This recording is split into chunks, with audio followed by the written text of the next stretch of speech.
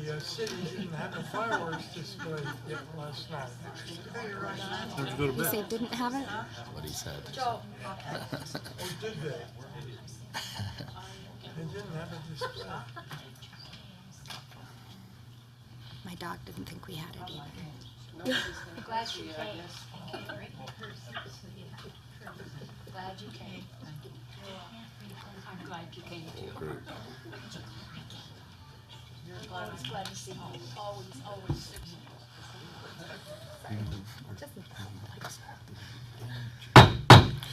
All right. We'd like to call to order our Riverdale City Council meeting for Wednesday, July 5th, 2023. Please let the record show that all members of the City Council are present, as well as members of the city staff and members of the public. We've asked Councilor Hanson to lead us in the Pledge of Allegiance. Please stand. I pledge allegiance to the flag of the United States of America and to the republic for which it stands, one nation, under God, indivisible, with liberty and justice for all.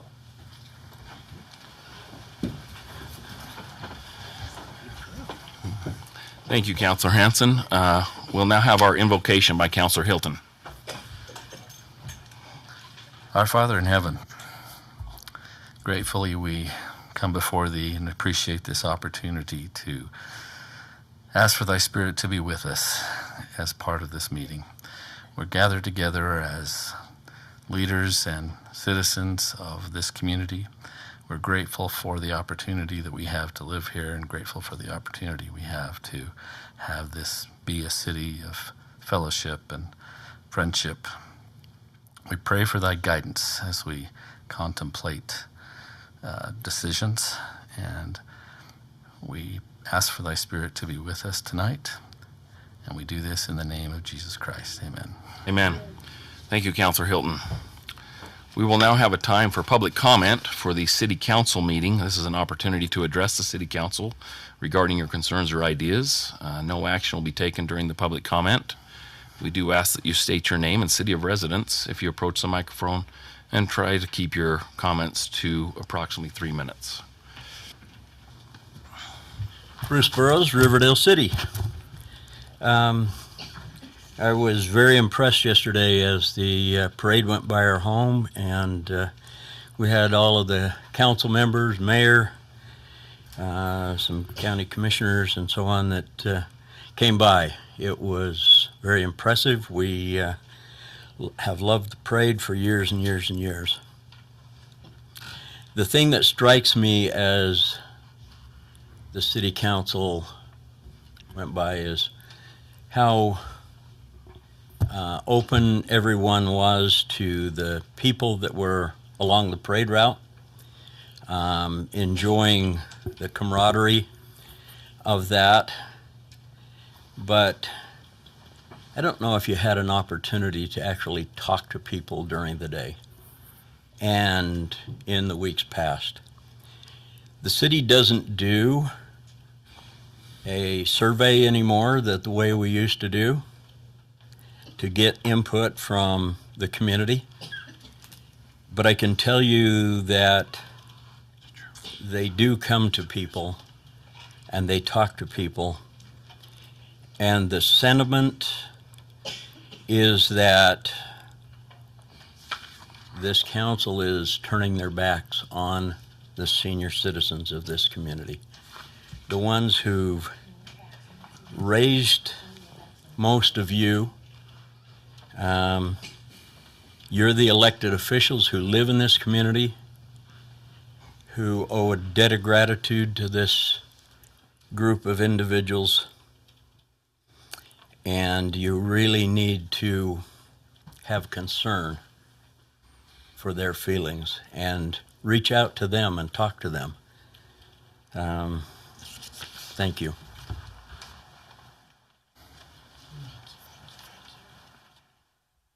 My name's Marie Nye, and I live in Riverdale. I do have 2 pages, but don't worry, it's in 24-point type so that I can see it.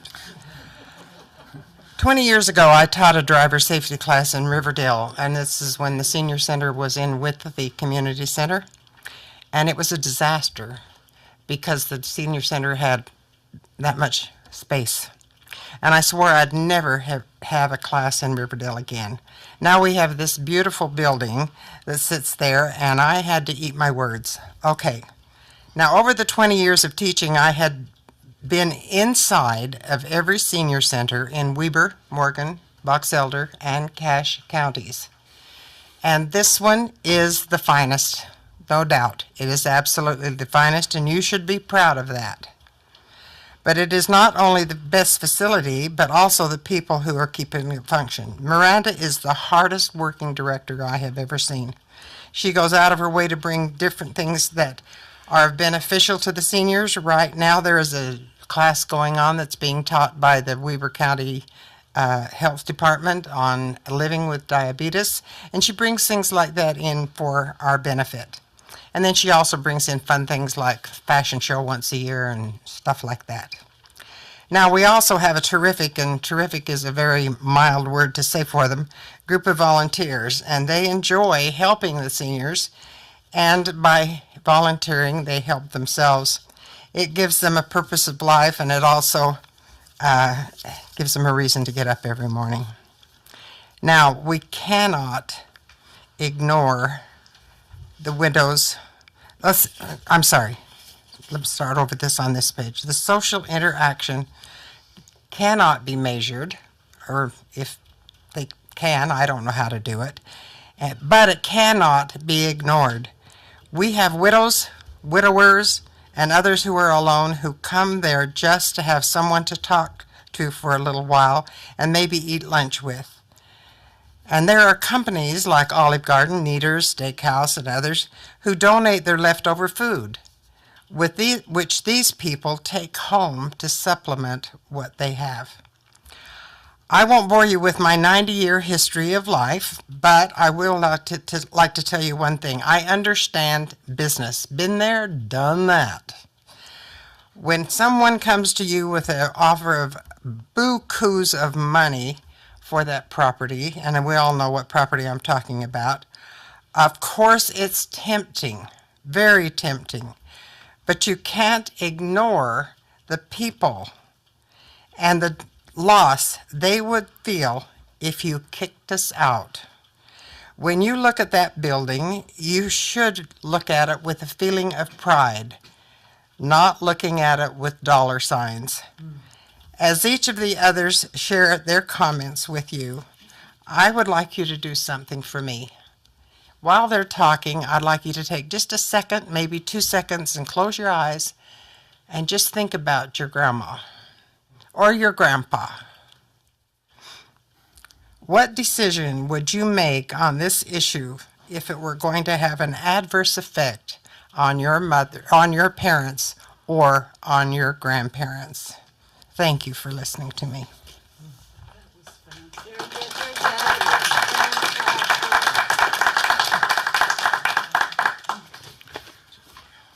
Okay.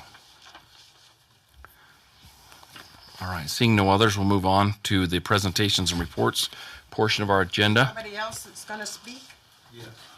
Now, I would remind you that this is the city council meeting. It is not the RDA meeting. Oh, I thought it was supposed to be open for people to talk. And it certainly is, but we're not discussing the senior center during this meeting or the rents or anything. This is the city council meeting. If you would, So parliamentary procedure shuts me down, sir? I No. thought it was the city no, we'll be council. having a second meeting. If you would like to make your comments now, it's an open microphone, but they probably won't pertain to what we're going to talk about in this meeting. I have to pull up a chair because my condition of health is 85 years old, is impaired. I got you beat. I only take about 5 minutes at most, hopefully. Mayor, Mr. Mitchell, the RDA members. This is actually the city council. We're in city council meeting right now. This isn't the RDA. This isn't the RDA meeting. I thought it was. Maybe my hearing's impaired. That'll be the next meeting we have, directly after this one. Same people, different meeting, so like in a half an hour. But if you would like to do it now while you're set up, that's fine too. Hopefully they can remember. I'll tell you what, I appreciate that. The document that you all received September 26, 2022, that was given to me by Dan Pierce, who is the associate member of the Riverdale Senior Center. He's the go-between for RDA payments, etc., for eligibility of success for the poor, the wealthy. This document was presented to all the RDA board. It was. And this is the topic and the date. For the record, a brief history and timeline of Riverdale Senior Center for and given by my friend, my councilman, and a man that cannot be present for the RDA because of prior commitments for the Church of Jesus Christ of Latter-day Saints. Having said that, I used to babysit him. How about that? And you know what? When I have a problem with taxation or finance, I say, Larry, please help. And he always says, read the fine print, dummy. Which I am at times. But when I studied his report that you all know, and I studied it with intensity, and every rule of the entitlements of our Constitution, called Article 14, states pay for development. If you tear 20 units down and use taxation of the federal government of $63 billion now available for rebuilding, what? The council here is over money-making positions of real estate. They are. All of you are. But if you've got one building, a senior center, you got to eradicate it to get more money of federal taxation. The building that is a treasure and an absolute wonderland of four senior centers. Dan Johnson, the head, said it's the greatest pleasure to be there. Also mine. Mr. Arnold, you know me personally. We've been round and round in Mulberry Bush. Mr. Brooks, I asked for a turnaround from you on the 31st Street. Why? Because my niece was killed there. But he said, you got to consult Ogden City because it's not part of our agenda. Now, I know facts, figures, and knowledge. I've studied this precisely.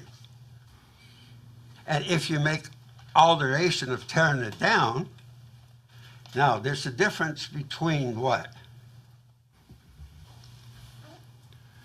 When you own a piece of property, you have a right for judgment in a court of law. If you don't own the property, RDA development, or this document presented by Brother Hanson, said we're, let me see, the word actual owners. And the word actual in the dictionary is what? Not owners and not landlords, but providers. You're at 4 minutes. I'll give you one more. And I asked, because of Bruce Burroughs, Larry Hanson, and David Givey, who I asked for them to show up, but they can't, so by their permission for me to talk to the council was given. So please give me just about 5 more minutes, please. Nope, we can't do that, sorry. Okay, well, guess what? I'll make it a summation. A class action lawsuit can be rendered against the RDA. And when a class action is rendered for $100 million to reconstruct the senior center, that's what you're obligated to endorse or discontinue. End of story. Thank you. You're welcome. Thank you, Mr. Mitchell, for allowing that. I appreciate this. Absolutely. And I'll come back the next time and bring more documentation. Thank you.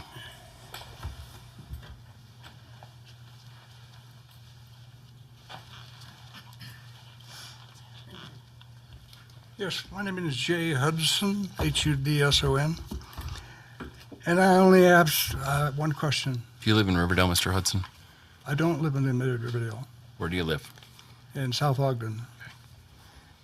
And the only question I have is there a document, a planning document, that says why you're going to tear it down? Or not tear it down? And that's my question. You got one?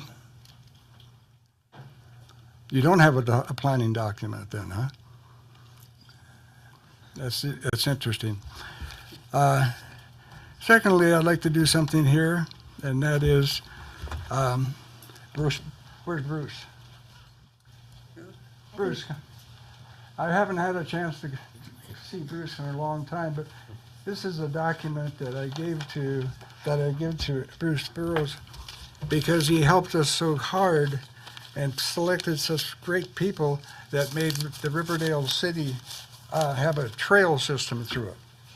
And I haven't had an opportunity to give that to him. I did give the opportunity to give it to Mayor Mitchell, and he turned it down. He said he didn't have the time for it. And so, Mayor, you've got it. And I will try and get the people who are with our people that are doing our history to give it the information. Jay Hudson was over the river trails when we built the trail system, and he's written a book, and it includes Riverdale City. So we'll get it to him. Mr. Mayor? Yeah, Teresa Evans. I live in Ogden, but my mother resides in Riverdale at the senior center. just 1 second, please.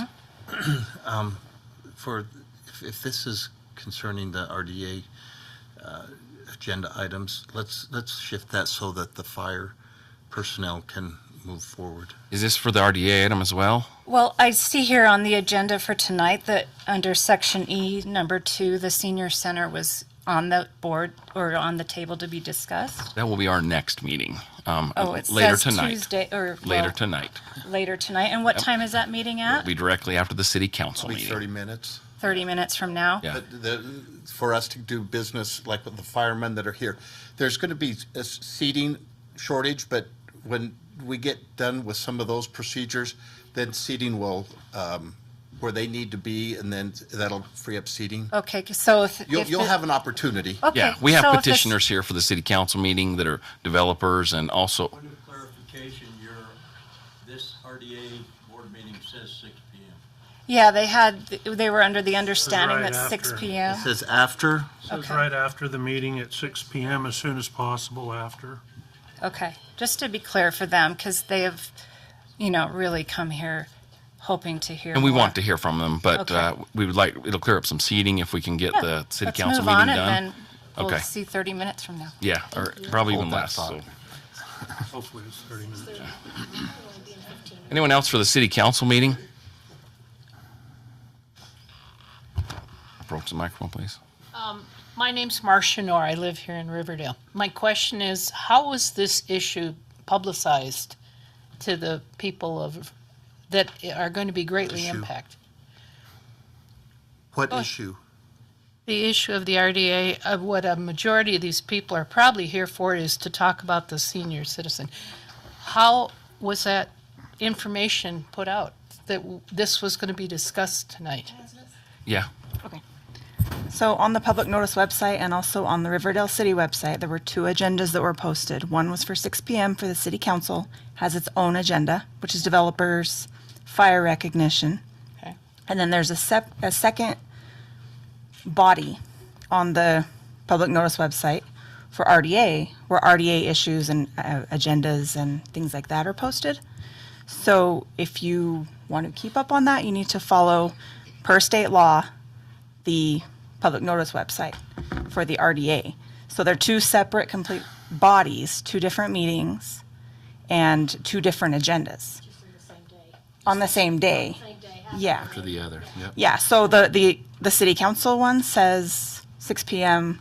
The RDA agenda says immediately following the city council meeting, which is at 6 p.m. I understand the sequence of things. My question That's where it was posted, is on the posted website. on a website, which I'm just wondering in future discussions that many of us would probably. The Utah Public Notice website and also Riverdale City's website.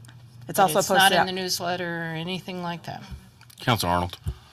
So that's legally, that's what It's, what okay. the city has to do legally, bare minimum. But also Frederica White I've discussed things with her, and counter to what Mayor Burrows said, I've had a meeting with at the senior citizens with anybody that wanted to come. I don't know how much, hour and a half I spent on the phone with Frederica White, who said she would make sure that she would disseminate the information. I called her today and said, hey, this is on the agenda. It's probably a pretty good idea if people come here. So how it was probably sent out was probably pretty good considering the crowd that we've got.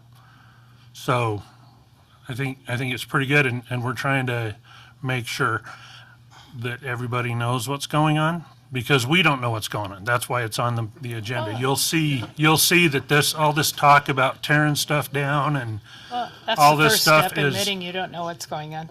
Well, this absolutely. We have I in the meeting that I had with the seniors at the senior center, I said if anybody tells you they know what's going on, they're lying. We do not know. We are trying to figure this out. That's what the discussion is about tonight, So, and that'll take place, I understand, after this meeting. right in front of you. But will there be any decisions of any sort made tonight? Not Will there tonight. be future So, opportunities so for based testimony? on Okay, based thank you. on the agenda that said it's discussion, so it has to say discussion and action for us to be able to do anything. Okay. But discussion, like we do not know. We're trying to figure this whole thing out. I've heard some awesome stories that people are running with, and Well, we're old, that's how we roll. All right, so We'll- this we'll isn't get really a to it. time for Okay, back and I'm forth. sorry. We're going to move back. That's okay. We're going to move back to our city council. Why not the water bill? Get done before- Okay, so now, water bill. um, Now, what's the water bill? seeing no other public comment, we'll move on to presentations and reports. I do have two things. Just a reminder to the council that the Utah League of Cities and Towns Conference will be in September the 6th through the 8th. It's time to get registered for that, so please get your information to Miss Maragoni so she can get us registered if you're planning on attending that. Once again, I would highly encourage that. There's lots of great classes and great training, and that one's in Salt Lake, so it's really easy to attend all or part of it. It's Wednesday through Friday. Also, as you know, I serve as a trustee on the Central Weber Sewer Improvement District Board, and they have asked me to make their intent known that they are planning a property tax increase. They have not increased property taxes at the sewer district since 2012. And with some of the recent price increases, like chlorine, which they use a lot of, it's gone up 184%.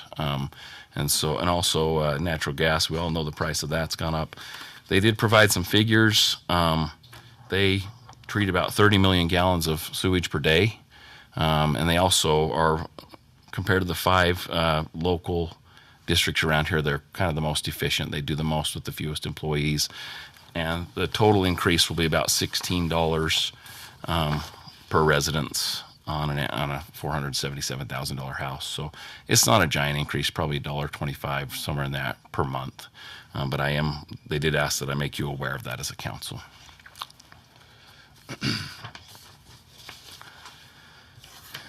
We don't have any reports from the city council on their assignments.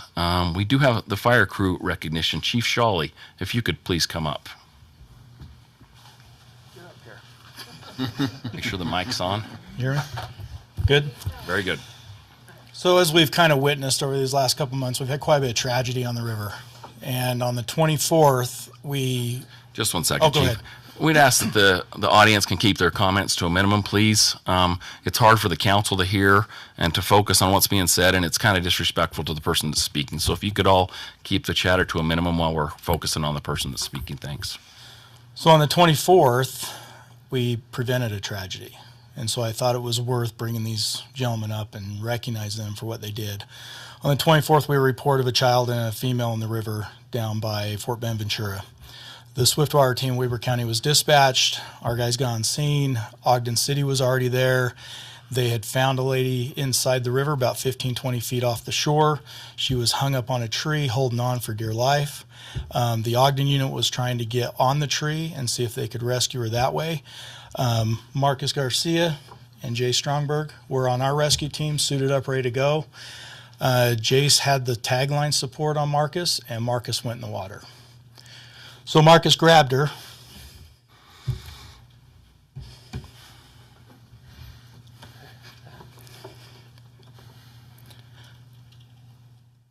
The courage it takes when you're put in that situation is tremendous. And I'm proud of these guys. They're our newer firefighters. They've gone through extensive training this summer, and we've had horrible tragedies. And they reacted. And they did the right thing without even thinking. And their training kicked in. Marcus reached this lady, grabbed her. Ogden actually had to force her hands off the tree. During that time period, the tagline that Jace was holding, which is his safety line, wrapped around the patient in the tree. They had to take the tagline away, so he no longer has a tagline. So he's holding this lady up who's also taking him underwater. And another Ogden swimmer went in after him with another tagline. And they're able to recover him and her. Pretty amazing. So with that, I thought it was worth bringing him forth and letting you hear that story. Thank you. Thank you.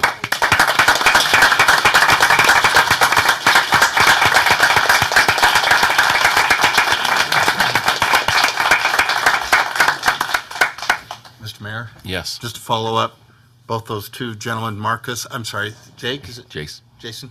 Jace. Were, Jace. last night at the fireworks, they were manning the first aid, doing their job, providing the public safety at the firework display. Well done, gentlemen. Good, thank you. Yep. One more round of applause for our fire department.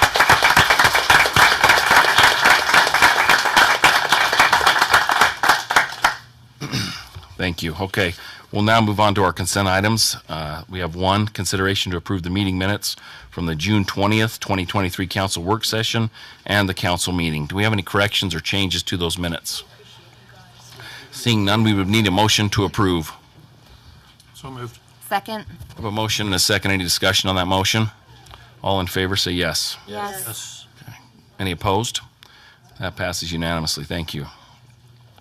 We'll move on to our action items. We have one with a part A and B. We'll start with part A, motion to untable and consideration of ordinance 964 regarding a proposed final subdivision and site plan request for Coleman View Estates PRUD subdivision located approximately 5368 South, 1050 West, Riverdale, 84405 as requested by Goldcrest Homes. Mr. Eggett, I'm going to have these guys decide if they want to untable this first. So the first thing we would need is a motion to untable. Do we have a motion? So moved. Second. We have a motion and a second. Any discussion on that motion? Ms. Marigoni, will you poll the council? Counselor Hilton? Yes. Counselor Henson? Yes. Counselor Stevens? No. Counselor Arnold? No. Counselor Merrill? Yes. Okay. The motion passes 3-2, so the item is untabled. Mr. Eggett. Thank you, Mayor. This is an item that was here 2 weeks ago with the City Council for this request. It is on the old Mulder View drive-in site, as was discussed at the last meeting. Since that time, we've had some updates to what was submitted in I would say, responding to commentary from engineering staff and our City of Public Works Director. That documentation has been provided in your packet, and Mr. Douglas is here as well, representing the Public Works Department, if you have any questions for him about those updates. The 2 documents we did receive were the 3 were the retention wall design update that was required by our city engineer. The long-term storm management plan was further amended and updated and submitted to us, as was the updated engineer cost estimate sheet, and that is found in your packet. Updated commentary from our city public works director. He does state that he has received the long-term stormwater management plan for Coleman View, and he says, I have no further comments and would recommend approval. Thanks. And that was page 29 in your packet. And then if you go down to page 31 in your packet, there's an updated review comment from our city engineer, Todd Freeman, on 29 June 2023. He says that he's reviewed the all 3 phases of Coleman View Estates and the improvement drawings and the engineer's cost estimate. And then he says, after discussions with the developer, their engineer, and the items provided in response to the last review letter, I recommend approval for the Coleman View Estates. Item 1, he says, discussion with UDOT. Dave Algers will approve the plans with the updated submission of the drawings. The building permit can be held to ensure that the final UDOT approval is completed with the drainage easement executed. As noted in the work session, our city engineer did talk to Mr. Algers over the phone and confirmed that, and that's why you have the comment in your packet per that phone conversation. Second item, engineer's estimate has been updated and find it acceptable. The amount of engineer's cost estimate is the about $3 million is found there, with the escrow amount of 10% for that item. Thereafter, you'll see on page 36 in your packet, the engineer cost estimate noted, and then an updated response letter from the applicant group on page 41. And again, I do have the other documents, but they're very large in nature, so they're not in the packet, but I do have them. So with that, Mr. Mayor, I would turn it back over to you and the council if you have any other questions for me, the applicant, Mr. Douglas, or whomever with staff. Thank you. Any questions for Mr. Eggett or for Goldcrest Homes? Councilor Hanson. Based on the update and from what we saw in the packet with the answer to the concerns from the last time they came forward, do you feel like there's anything that the staff recognizes that we should table the item again and wait, or do you feel like it's ready to move forward with approval? That's a tough question. The answer, long and short, is in a typical subdivision submittal where they've met all the requirements of city code, as you will cross the T and dot the I's. They have met that requirement. Things that are associated with 1050 West, I can't remember the highway designation by UDOT, are outside the jurisdiction of Riverdale City. Unfortunately, they have had those meetings, so it's harder for us to weigh in on those items specifically. Clearly, our city police chief has looked at their plan and has made no commentaries or concerns relative to that, as well as neither has our engineer or our public works director. So absent 1050 West items, which are UDOT, all the other items required by the city have been addressed at this time, as far as I can tell. Thank you. Any other questions? Councilor Arnold. I'll just tell you that I have no problem with the subdivision. I do have a problem with the egress onto 1050 being offset with the other road that's, I don't even know what it is, but across the street and jig-jag. That's a mess when the school's letting out and things like that. It's a mess now. You put another egress offset there, it's just going to cause it. And there's no way I would support something. I'm in full support of the subdivision. It's private property. They can do what they want with their land. But the egress onto 1050, I would never support something like that. One of our main jobs as a city council is to protect our community. And this is literally about money. This is about lots. They might lose a lot here and there, but it's in order to scoot that over, it's about 3 lots. But I think it can be reconfigured. But it's and I'll tell you, I have a problem with builders because they come in, they build, they leave, and then we're stuck with it. And then people will come to the council and they'll say, "Why in the world did you let this happen?" You know, we just had somebody talk about their was it their niece, John, that your niece passed away in a car accident. I won't support this for my community. It's my job to do that. It's a road that I travel every day, and that egress is going to cause problems for the world. So, Any other questions or comments? Sure. Councilor Stevens. Thank you, Mr. Mayor. Okay, I also have the similar concerns in that having the egress where it's at is a problem. And if it could be a little bit to the north where it corresponds with the 550 South, that would be best. No, I get it. You probably are going to butt up against the UMA property. I don't know if you've talked to them, offered, and I know they're limited on space for parking. I don't know if you've talked about doing a land swap of where you could have an egress at that point, and you give up some properties at the back. But I have a hard time supporting it where the egress is presently located. And, no, I do have a problem with it and won't support it. Secondly, I don't appreciate getting a call individually by people from your organization. That's not appropriate. Thank you, Mr. Mayor. Are you with Goldcrest Homes? No, I'm with Realtor. Coleman's. Okay. They're on the motor view.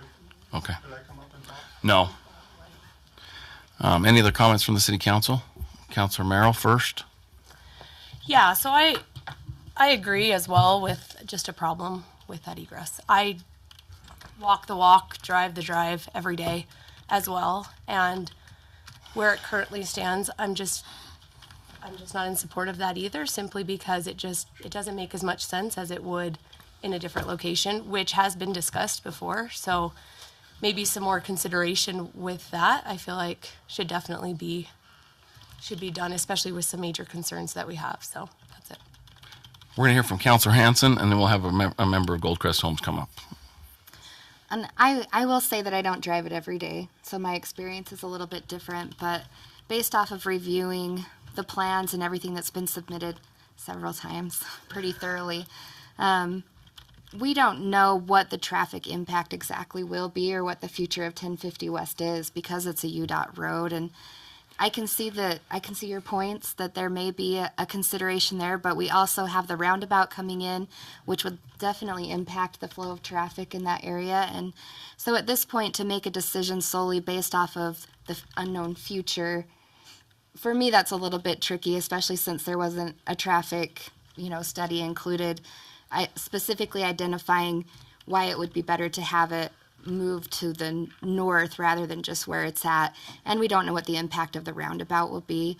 And so for me, that leaves it as if we can't control what UDOT decides with 1050, I don't know that I should take that authority from UDOT and deny their application when they can move forward at this point from the city side. Okay. That's all I had to say. Thank You you. want to come up to the microphone or just state your name? And When you have it. you can go after him. Okay.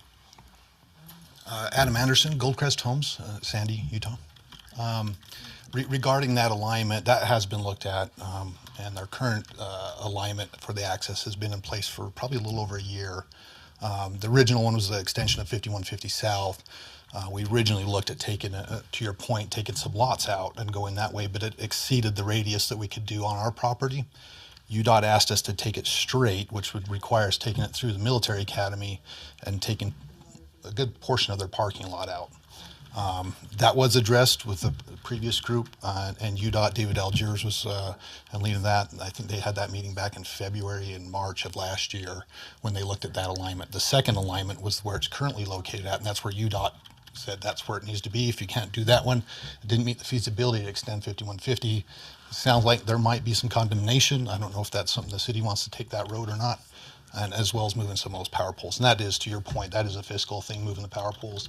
Taking the property, that's obviously more of a city power than a developer power. I'm not going to be able to take that property from the military academy. They're going to have to either give it up or get it taken. I'm not really sure how they're going to get that from them. Right now, they're asking us for additional property, not giving up property because they need more space. And so that's where their stance is on that alignment. So the alignment is where UDOT said to put it, not where we told them to put it. So that had nothing to do with it. As far as safety concerns moving further north, they They did concede that variance form that we suggested or submitted, because it's a roundabout, what they planned on doing rather than a left turn, that posed less risk in their concerns. Also on the traffic study, one thing to point out, they showed 89 turnarounds right there at the current Motoview drive-in. And if that was an intersection, there's likely going to be a pile up of cars doing U-turns there to pick up their kids and go into that subdivision, et cetera. Is that going to create a problem? It potentially could. I mean, that's what our traffic safety engineer looked at. Those things were, to his point, that was a very lengthy packet and probably an additional 200-300 pages. But UDOT has vetted this, and this is where they said they want that road. So they gave us two options, one on South Weber and one on 1050. And so, yeah, 5150 would be a great option, but it turned out to be not feasible. So. Thank you, Mr. Anderson. If you'll remain up here for just a minute in case we have other questions. Yes, sir. Councilor Arnold. Just a point to Councilor Hanson's. So when the roundabout goes in, we're going to lose one outlet from that subdivision, or the subdivision to the west. And so even more traffic's going to be coming out of, did you call it 550? No. 550 South. Yeah, 550 South. 5150, just to clarify. 5150 South. It just, like, we don't know. But if you do drive it every day, you know it's a mess.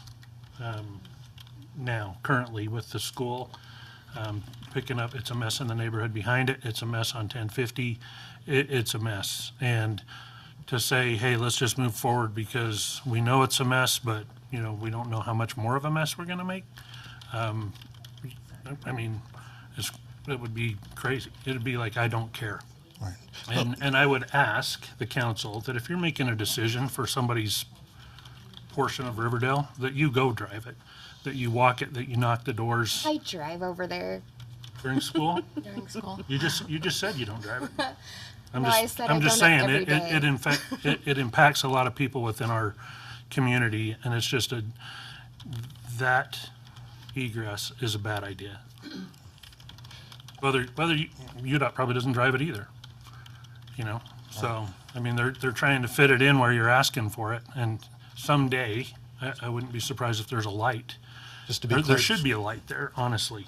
sir, we don't ask for access locations. No, That's not I up to know. us. No, it's good, and we're Dartmouth not going Road. to condemn property either, so somebody can make a subdivision either. Right. So I didn't go to them and say I want the road here. Obviously, Right. They said here's where you're going to put the road, here, or here. You need to provide the traffic studies, which we've done. Just like coming to this body, we had to show them why this made sense, and so we've gone through all this. This road configuration and its current alignment and access has been in place for well over a year. This is not new. We've never changed this access point. Once UDOT said this is where it goes, so this is where it goes. We haven't tried to change it. We haven't tried to reconfigure it. We haven't gone back to them and said, no, you're wrong. This needs to be moved. We've never done that. And so if that's the UDOT road, that's where they said they want their access, we've designed it accordingly. And so, yes, would I love 5150? Sure. But it should turn out to be infeasible. And so I'm at a loss here. I can't tell UDOT where to put their road any more than you can tell me what color house to put on my lot, right? And we're kind of stuck there.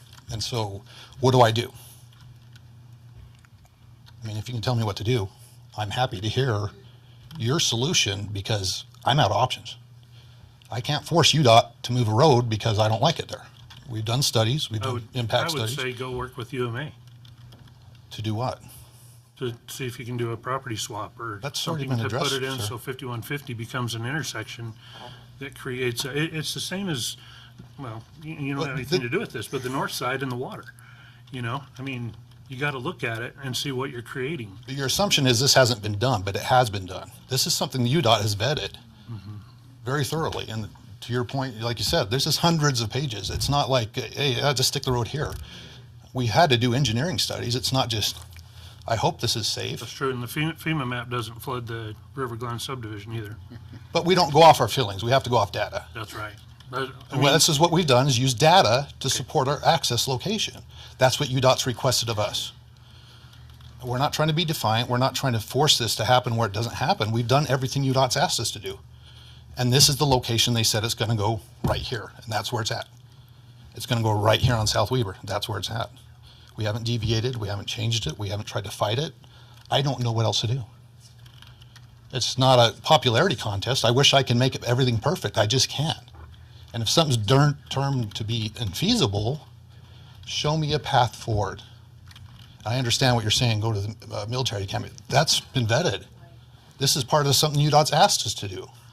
And if you don't trust UDOT to be the responsible vetter, by all means, UDOT, you got your head up in the night, you don't know what you're doing with roads. I mean, that's all they do is roads. You think they'd be pretty darn good at some point, but I don't know, maybe they're not. But we did what they asked us to do. And at this point, if you shut us down because of UDOT, I don't know what else to do. Show me a path forward. Show me a path forward. Counselor Stevens. Just elaborate, what do you mean by vetted? What you did with UMA, did you approach them? Did you talk with them? Did you have discussions? That was the group before us. We since bought the property from that other group. That was part of the requirement that UDOT had, though, in their packet, and this is true for every access point. You need to show that you've done some kind of due diligence to make sure, has this been vetted? Has this been checked? Can we put this here? It's part of the feasibility application. Okay, all right, that explains it. Yeah. Because it wasn't specifically you, but it was done by you. Right. Okay. Yeah, another group that brought it forward before us, and we since brought the project, but that was part of the application process with UDOT. What I was trying to ascertain is what was there a back and forth? Was there a, the Stephen Covey calls it the win-win solution? Oh, yeah. Right. What kind of discussions were Right. had? Say if it was vetted, then Yeah, and originally we really tried to keep 5150 and just keep it on the property, so we didn't have to do that takings from military academy. But that radius to come off to extend 5150 and keep it just on the moto view would make that radius too extreme, and it created a I danger understand that. That's why, in my mind, a land swap because they're protective of their parking. Right. I get that, and I hear that. Yeah. But to swap land in the back for some land, and I'm being very general when I say that. Right. And so I was just wondering if something like that was ever discussed. But I get it. Okay. Thank you. Thank you. Appreciate it. Any other questions or comments? Just real quick, so they were saying it was discussed and it was explored, and that's not an option, correct? Is that the layman's terms of? They determined that access point was infeasible. For what exact purpose, I still don't know 100%. Okay. I did talk to David Algiers. Mr. Algiers is the regional manager for the permits. He said that processes are all been moved forward, so none of the reviews at this point has anything to do with access points. It's 100% to do with, there's some verbiage on the UDOT management agreement, and there's some manholes that need to be addressed, but the access points have been in place and they're approved by UDOT as they sit. So yeah, that has all been vetted. And those are pretty much the only access points that are possible for that location. Yeah, they allowed us one off Am I 1050 understanding it? and one off South Weber. That was it. So it was what was drawn. Yeah. They can do access points any way they want. So the But first UDOT point, approved. the first point was 5150 extension. And so we went after and tried to do that one. And that's where, like I said, we tried to turn it back into the property. We took some lots to do that. And they said, no, we can't do that because that exceeds the radius. That creates a danger there. And so if you get a variance agreement to allow us to exceed that variance, but then you got a safety hazard there. But So- if it moves over the 3 lots, you do lose the 3 lots and it has to be reconfigured, but it ties it right in with 1150. No, actually 5150 goes straight across in the military No, not academy. 1150, yeah, Yeah, 5150. 5150, yeah. Right. But it ties right into it. Right. Granted, you do lose 3 lots. Well- Has to be reconfigured somehow in that little portion. But Sir, I it comes can- right in, it goes right over your open space. No, they came back. In fact, I got a drawing. I don't know if that's in the packet, but the Like UDOT page responded. 60 Went straight across from 5150 right into the military academy under that like power page corridor. 62 of our packet. Right. It's not going through our lots. I don't mind giving up No, 3 it lots. would That's no be. problem. It would go through, if you connected with 5150, it would go through the lots. But if you minimize the amount of lots that you're taking, you do have to have a tighter radius. No, it had nothing to, the alignment had nothing to do with the lot configuration. Our design was, Not the one that's on the approval, the one I'm talking, if it was tied into 5150. I'm not sure where I'm seeing the 3 lots come out. Can we pull up The the lots map? really wasn't an issue. He's talking about, if you'd like, You can come on up. Yep. Just state your name when you get to the microphone. Thaddeum Falls, representative of Goldcrest Homes. What Councilman Arnold is suggesting is going through that intersection, but as Adam is trying to explain, if that were to go through 5150, I believe is the road we're talking about, it would cut into a quarter, if not a half, of the parking lot due to the property lines and boundaries. That's why Adam Anderson has made reference to the city condemning and or extrapolating that land through any other means besides purchasing, only because when we've talked to Major Workman, which I believe he's approached the city as well, informing them they're a lot more interested in gaining land from us than they are giving up any. So with that stated, we have done everything within our means to relocate these egress and ingress points, but it's not feasible anywhere else. So I hope that answers the question. Okay, Councilor Hanson. Mayor, I'll make the motion that we approve ordinance number 964 as stated within the packet. Okay, we have a motion. Do we have a second?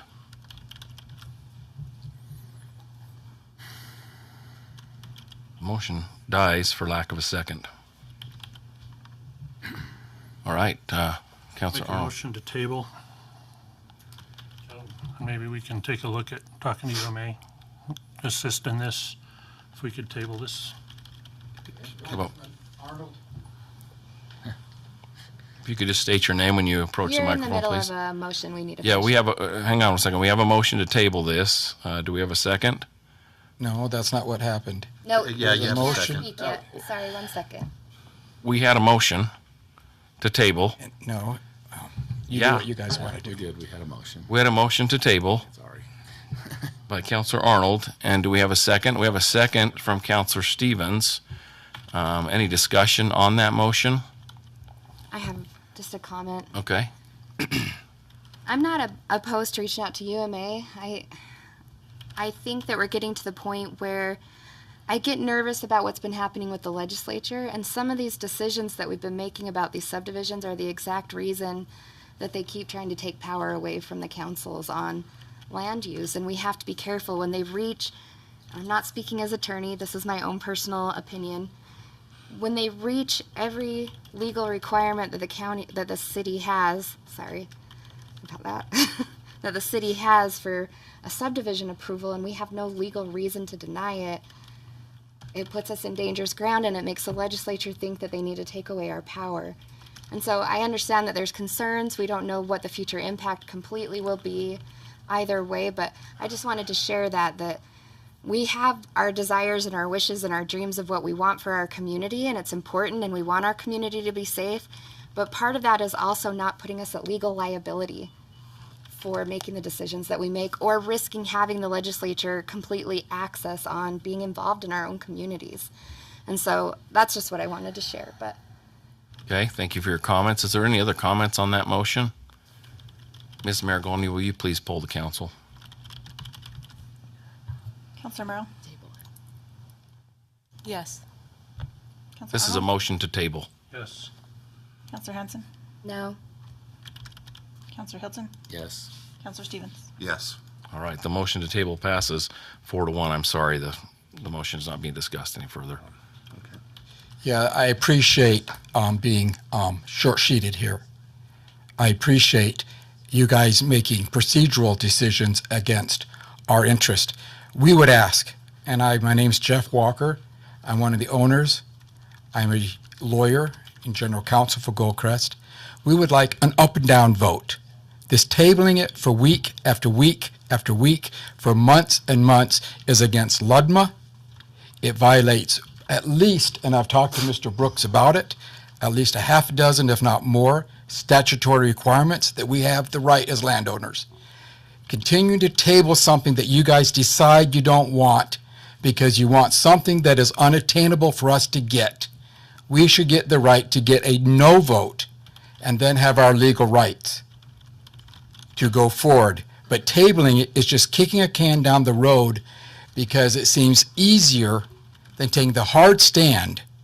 Vote no, reject our application, and then we will have the legal rights that we have.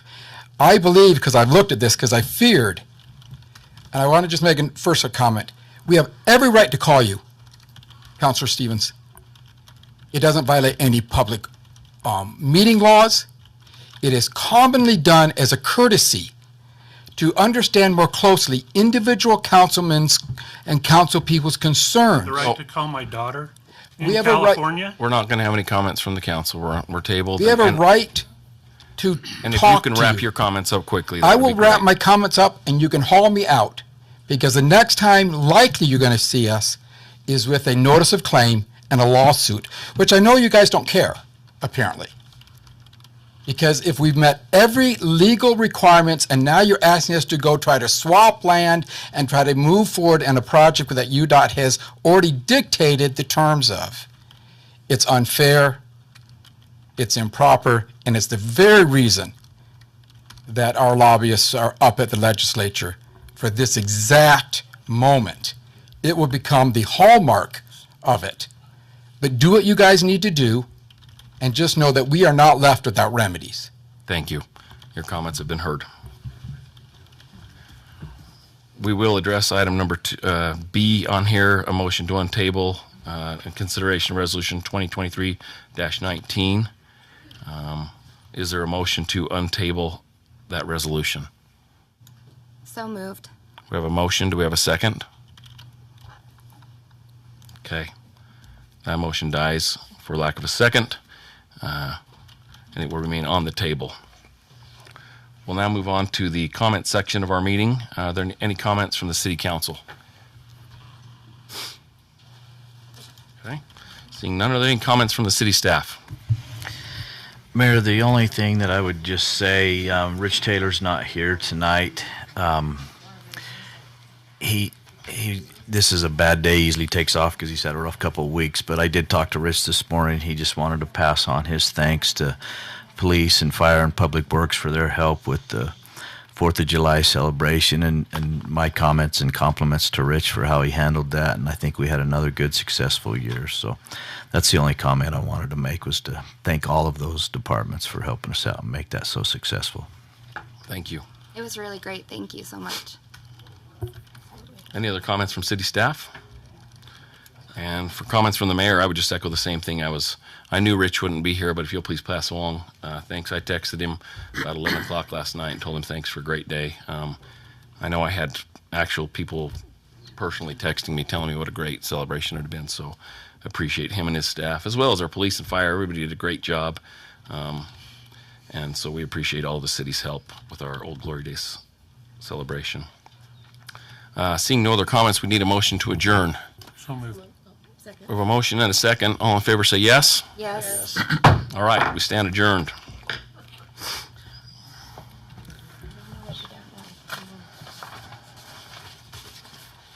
All right. Explain I would change hats or something. So we will now be moving into our RDA meeting. This is the RDA board, and so we would like to welcome you all to our Riverdale City RDA board meeting for Wednesday, July 5th, 2023. Please let the record show that all board members are present, as well as members of the city staff and members of the public. We're going to have a time for public comment. I'm going to ask that you, if you approach the microphone, please state your name and the city that you reside in. Please try to limit your comments to 3 minutes. Also, I'll remind you once again to please keep the comments in the audience to a minimum. They are distracting and they make it hard for the other members of the public as well as the members of the RDA board to hear what's going on. So we will now, Councilor Arnold. So just a suggestion, is there a chance we can have public comment after our discussion? A lot of the public comment would be on speculation. Yeah. And if there was any public comment, if there's a possibility to move that behind our discussion, we might be able to. Is there an attorney okay with that? That's a chair call on that. If you want to move it, we can do it. Move it. I think we will move that comment to after. I think it would be beneficial for the members of the public that are here to hear a little bit of discussion rather than just having to make blind comments about what rumors might be out there or what you have heard. You'll get a chance to hear a little bit of the thoughts of the RDA board and kind of the direction and some of the things they're looking at, and it might make your comments a little more targeted. So we will do that. I like that. Thank you, Board Member Arnold, for that suggestion. We will move on to consent items. Number 1, consideration to approve the meeting minutes from the May 16th, 2023 and the June 20th, 2023 RDA board meetings. Are there any changes or corrections to those meeting minutes? Seeing none, a motion to approve would be in order. So moved. We have a motion and a second. Any discussion on that? All in favor say yes. Yes. Any opposed? That passes unanimously. Thank you. Move on to action items. Number 1, consideration to set a public hearing to receive and consider comments regarding amending the final Riverdale RDA budget for fiscal year 2024. Mr. Brooks. Thank you, Mayor. I recognize we just passed that budget, but since that time, we've been working on that little roadway there behind Shake Shack and making that connection there for a while. One of the things we didn't have is the financing to finalize that, but we think we found an avenue for that. And in doing that, we've got to transfer some money to some different parts of the budget, and so that's what we're having this hearing for. As you've dictated to us, you want us to come in and request that before we actually set it, so we're just requesting that opportunity to make that presentation in a public meeting so that we can explain to you what we're planning on doing and how we're going to do it and stuff like that. So that's the intent for it. So all this is a request to set a public hearing, okay, for a future RDA meeting. So, any questions for Mr. Brooks on that? A motion would be in order. Moved. Second. A motion and a second. Ms. Maragoni, will you please poll the board?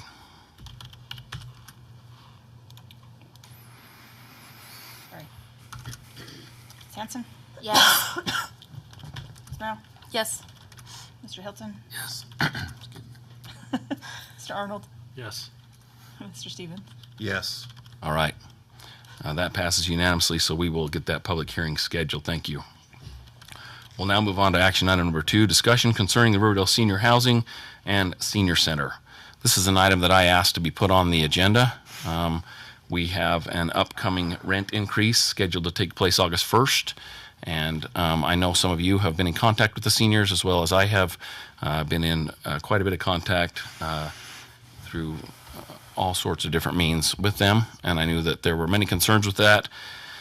And I thought this would be good to get this out there and have a discussion on it a little bit in advance of that August 1st. So if there were going to be any changes or any further discussion, as was kind of indicated to me through some conversations over the last week or two, that we might have that discussion now. Mr. Brooks, do you have anything to add? Mayor, I can give a little bit of introduction to it if you want, maybe just a little bit of background and different things. I mean, I know all of you are aware of this, but I don't think hardly anybody in this audience is. Mayor Burrows would understand some of these things, but I think the background tells a lot of what's going on. I've learned a lot of new things here tonight, that we were selling this thing and different things like that, which none of that is true, so I'm not sure where that's coming from or where it's going. But just by way of information, back when the senior center was built, and this is when Mayor Burrows was our mayor there, Riverdale City received a good portion of our sales tax that we got to keep, and we were pretty well off for the most part. That didn't go over really well with some of the neighboring cities and the state legislature and everything, so they started making changes, and they have changed the formulas that they've used. And then even after that, probably the biggest hit we took was they changed the whole distribution formulas. And so instead of us getting the percentage share that we'd always gotten, that now goes to the neighboring cities. A lot of that does. And even they let us increase our taxes just a small percentage amount to help us to do a lot of these things in these projects, which we did. And to the credit of those leaders who did those things, I mean, they did amazing things with that. But as the legislatures passed over the years, they're taking that away from us. And come 2030, we lose that extra percentage. It's gone unless we can get that continued, which we will continue to try and fight for because it's kind of an important part for us.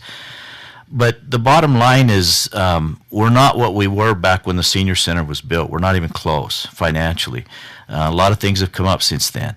So when Mayor Mitchell came in, he and I sat down and he said, I want you going through everything in the city. And it's not just the senior programs or the senior lunches or the housing. It's everything citywide. every department, every position. And so for the past year and a half, we've been doing all that because we're trying to find ways to cut and clean the city and streamline things so that when that deadline comes up in 2030, and they could even pick that up and do it even sooner than that, but we know as it stands right now, that's going to happen in 2030. We will lose a huge chunk of our budget right then. So if we don't make changes now, the changes we will have to make in 2030 are going to be drastic. And so we're just trying to plan things. We're trying to look at stuff and see where we can cut corners and where we can't. So it just so happens that the senior center and the rents and stuff, that's all been on our radar. We're just getting to it now. I mean, we started those rentals a little bit ago. So when we looked at that and we saw, you know, compared to the market, those rates were so low. I mean, we were below HUD rates. Like, we weren't even close. And so those rentals are huge for the survival of that senior center, because that's how that was designed originally by Mr. Hanson and Mayor Burrows, is that during those profitable years, we were getting tax increment coming back in, and we got a good chunk of cash, and that's what's built up the fund that sits in there now. That's what's paying for everything that happens over there, is that fund. And it's starting to come down a little bit, and it will continue to do so as that building gets older and ages, and we just replaced that air conditioner to the tune of $35,000. We can't take a lot of hits like that. And every time somebody moves out and we go in and we clean that up, you know, there's another 15, 20, 25,000. So they're huge expenses that we're starting to see. The building's 20 years old.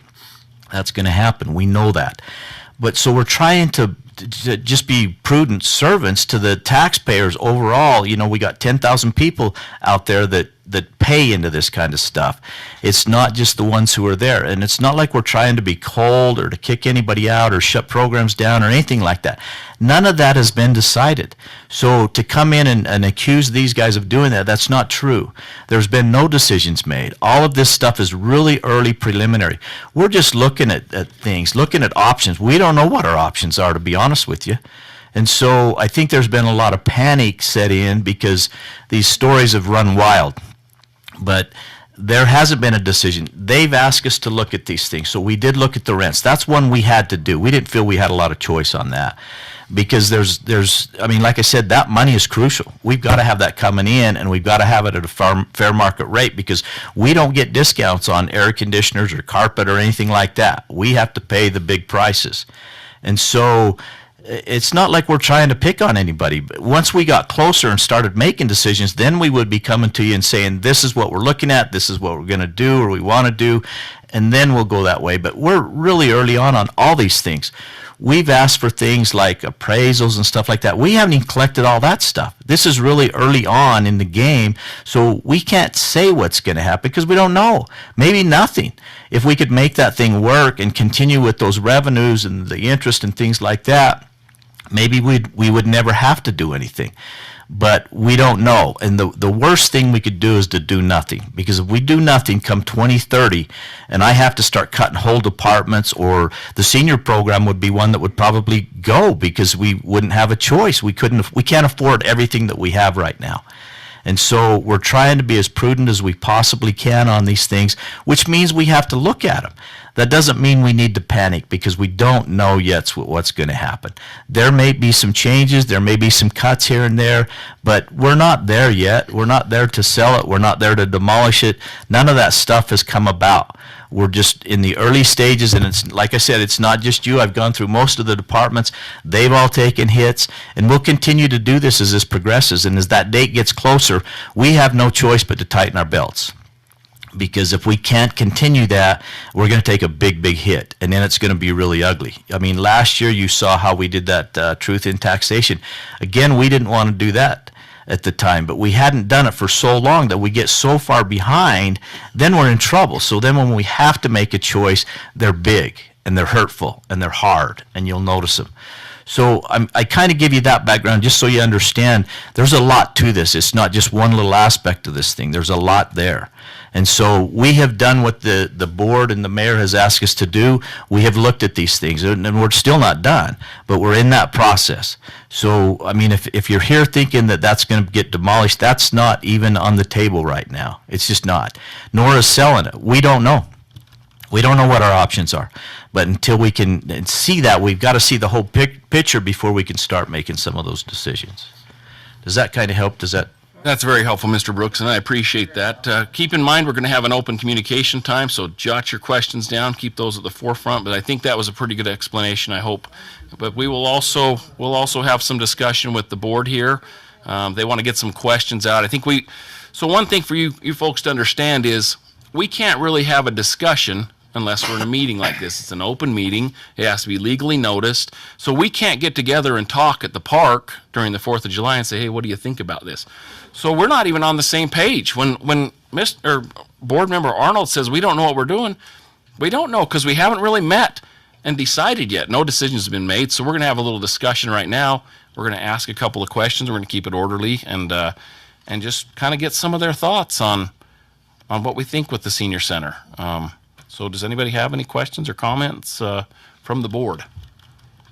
Board Member Arnold. Just one thing in that talk and just the way procedures work, it's the conversations with the board members, so not with you. And it's, the state does it when they say they have lobbyists doing things, that's what they do. So when we're talking about something, just please understand that. And jot your questions down. Right. Board Member Stevens. Thank you, Mr. President. Okay, President of the board, or Chairman of the board. Okay, all right. I've been around here for 30 years in Riverdale, and I was not involved in any way, shape, or form with city government other than a resident observer, to the point that when the Senior Citizen Center was built and it has had apartments, to me that was a little bit, no, that was to me was a concern, because I didn't think that a municipality got into the rental housing business. And it was a concern then, and it still is today, because, and I really, and I understand it. There was the RDA component to fund the Senior Citizen Center. Just a little quick backstory. In 2017, when I was running for my first term, I had a conversation with Cody Hansen, and he says, RDA this, and just in a conversation I was having, and I said, I have to admit, I don't understand the RDA that well. He says, there's only about 20 people in the city who understand the RDA and how it works and how it collects monies and how it distributes and whatnot. And as I've been on the council, there is very complicated. In fact, it's frequently referenced that we need to consult with the RDA attorney, who is on retainer on certain questions as things come up, and because it's complicated. And so when the senior center and the housing unit were put out almost 20 years ago, I didn't understand the full concepts of it, but I wasn't a fan of the city being a landlord, and I'm still not. And so when we get into these discussions now, and we realize that the rent, okay, there's two components of this. There's the senior center, which I am all for, and there's the housing component. Two separate issues. And so when you're talking about this, it is, how do you deal with one without the other when you're dealing with that building? I don't know. And that's, hopefully we can come up with some sort of determination. I don't know where it's going to go on this, but at the very least, we need to have the housing portion operate at market rates. Thank you. Thank you. I'll give you guys a little bit of background about where I'm coming from. I'm with Board Member Stevens a little bit. It is kind of weird for a city to be a landlord and be in the rental business. I'm not I'm not a huge fan of it. I think we're competing with the private landlords in our city, and there's problems. I mean, being a landlord is problematic as a city. But those apartments do allow us to have a beautiful senior center. And like Board Member Stevens, I'm all in on the senior programs. And if for some reason we weren't having them there, I would be a big proponent of having them somewhere. So one of the things that I've been that I would like the board's support with is, and because this might take a little bit of money, is to do some sort of study on that facility. Have some professionals come in and look at the long-term viability of that facility. Give us an estimate of what it's going to cost when the time comes to put a new roof on it. What's it going to take to get a new parking lot? How long will those air conditioners last? How much do we need to be putting away each month, each year to keep that center going? Is it feasible to do it with the rentals? Now, if it's close and the city can kick in some money towards the RDA, or we can somehow continue to fund it with just a little bit of money from the city for the program portion, or maybe some of the maintenance, we pay for the maintenance of our other buildings, a small amount. It's got to be reasonable, because like Mr. Brooks said, we have a serious financial crisis coming in 2030, and we can't be spending money that we don't have. But the seniors are important, and like the few that already spoke, the senior programs, the senior center is very important. And if there's a way to keep it, I'm all in favor of it.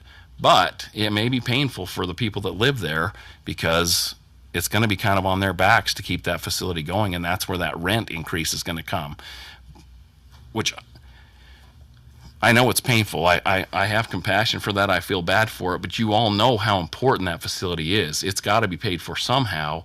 And unfortunately, that might come as part of the rent increases. Now, how much that has to be, I think it's something we need to look into and make sure that we're raising it just the right amount to fund that facility. But that's kind of where I'm coming at. But I would like to see us do a study on, is it even possible to keep that facility based on those 20 apartments? Then I just add, the prospect of doing a study, I hope we also include, there's two parts to that building. There's the front, or the east part, which is the senior center, which is beautiful and offers a lot of amenities. And then there's the west side, which is the housing. And there was, many years ago, kicked around an idea to possibly rent out that as like a wedding or quinceanera venue, in the front part, or I'm sorry, the east part. But it wasn't feasible because it doesn't separate the two sections, and I think it was rented out a time or two or 3 or 5, and there was too much damage because somebody who came in the evenings or whatever were going up and down the halls of the residence, going up into the rooms, and there wasn't a clear way to segregate the two parts. And so where you have that beautiful, I don't know, do you call it an auditorium, where the eating is service, meals are serviced, having that as a venue, and then having the latrine facility, or the bathroom facilities, you have to open it up a certain amount, but to find out what the feasibility is to do some remodel so that we can secure those areas, so that there isn't damage, there isn't traffic for the residents, something to that. And hopefully that's included in the study. Thank you. Yeah, you bet. Mr. Hilton. So I just want to, as a little starting point, to assure you that nobody's decided to hold quinceañeras there. That's on the table to look at, and hopefully the study includes that. Nobody's decided to eliminate the housing. That's on the table. Nobody's certainly not decided to end the senior program. One of my assignments on the city council is to attend your meetings for the senior board. I've met many of you. I find all of you delightful, including the cranky ones. And you know who you are. It's true.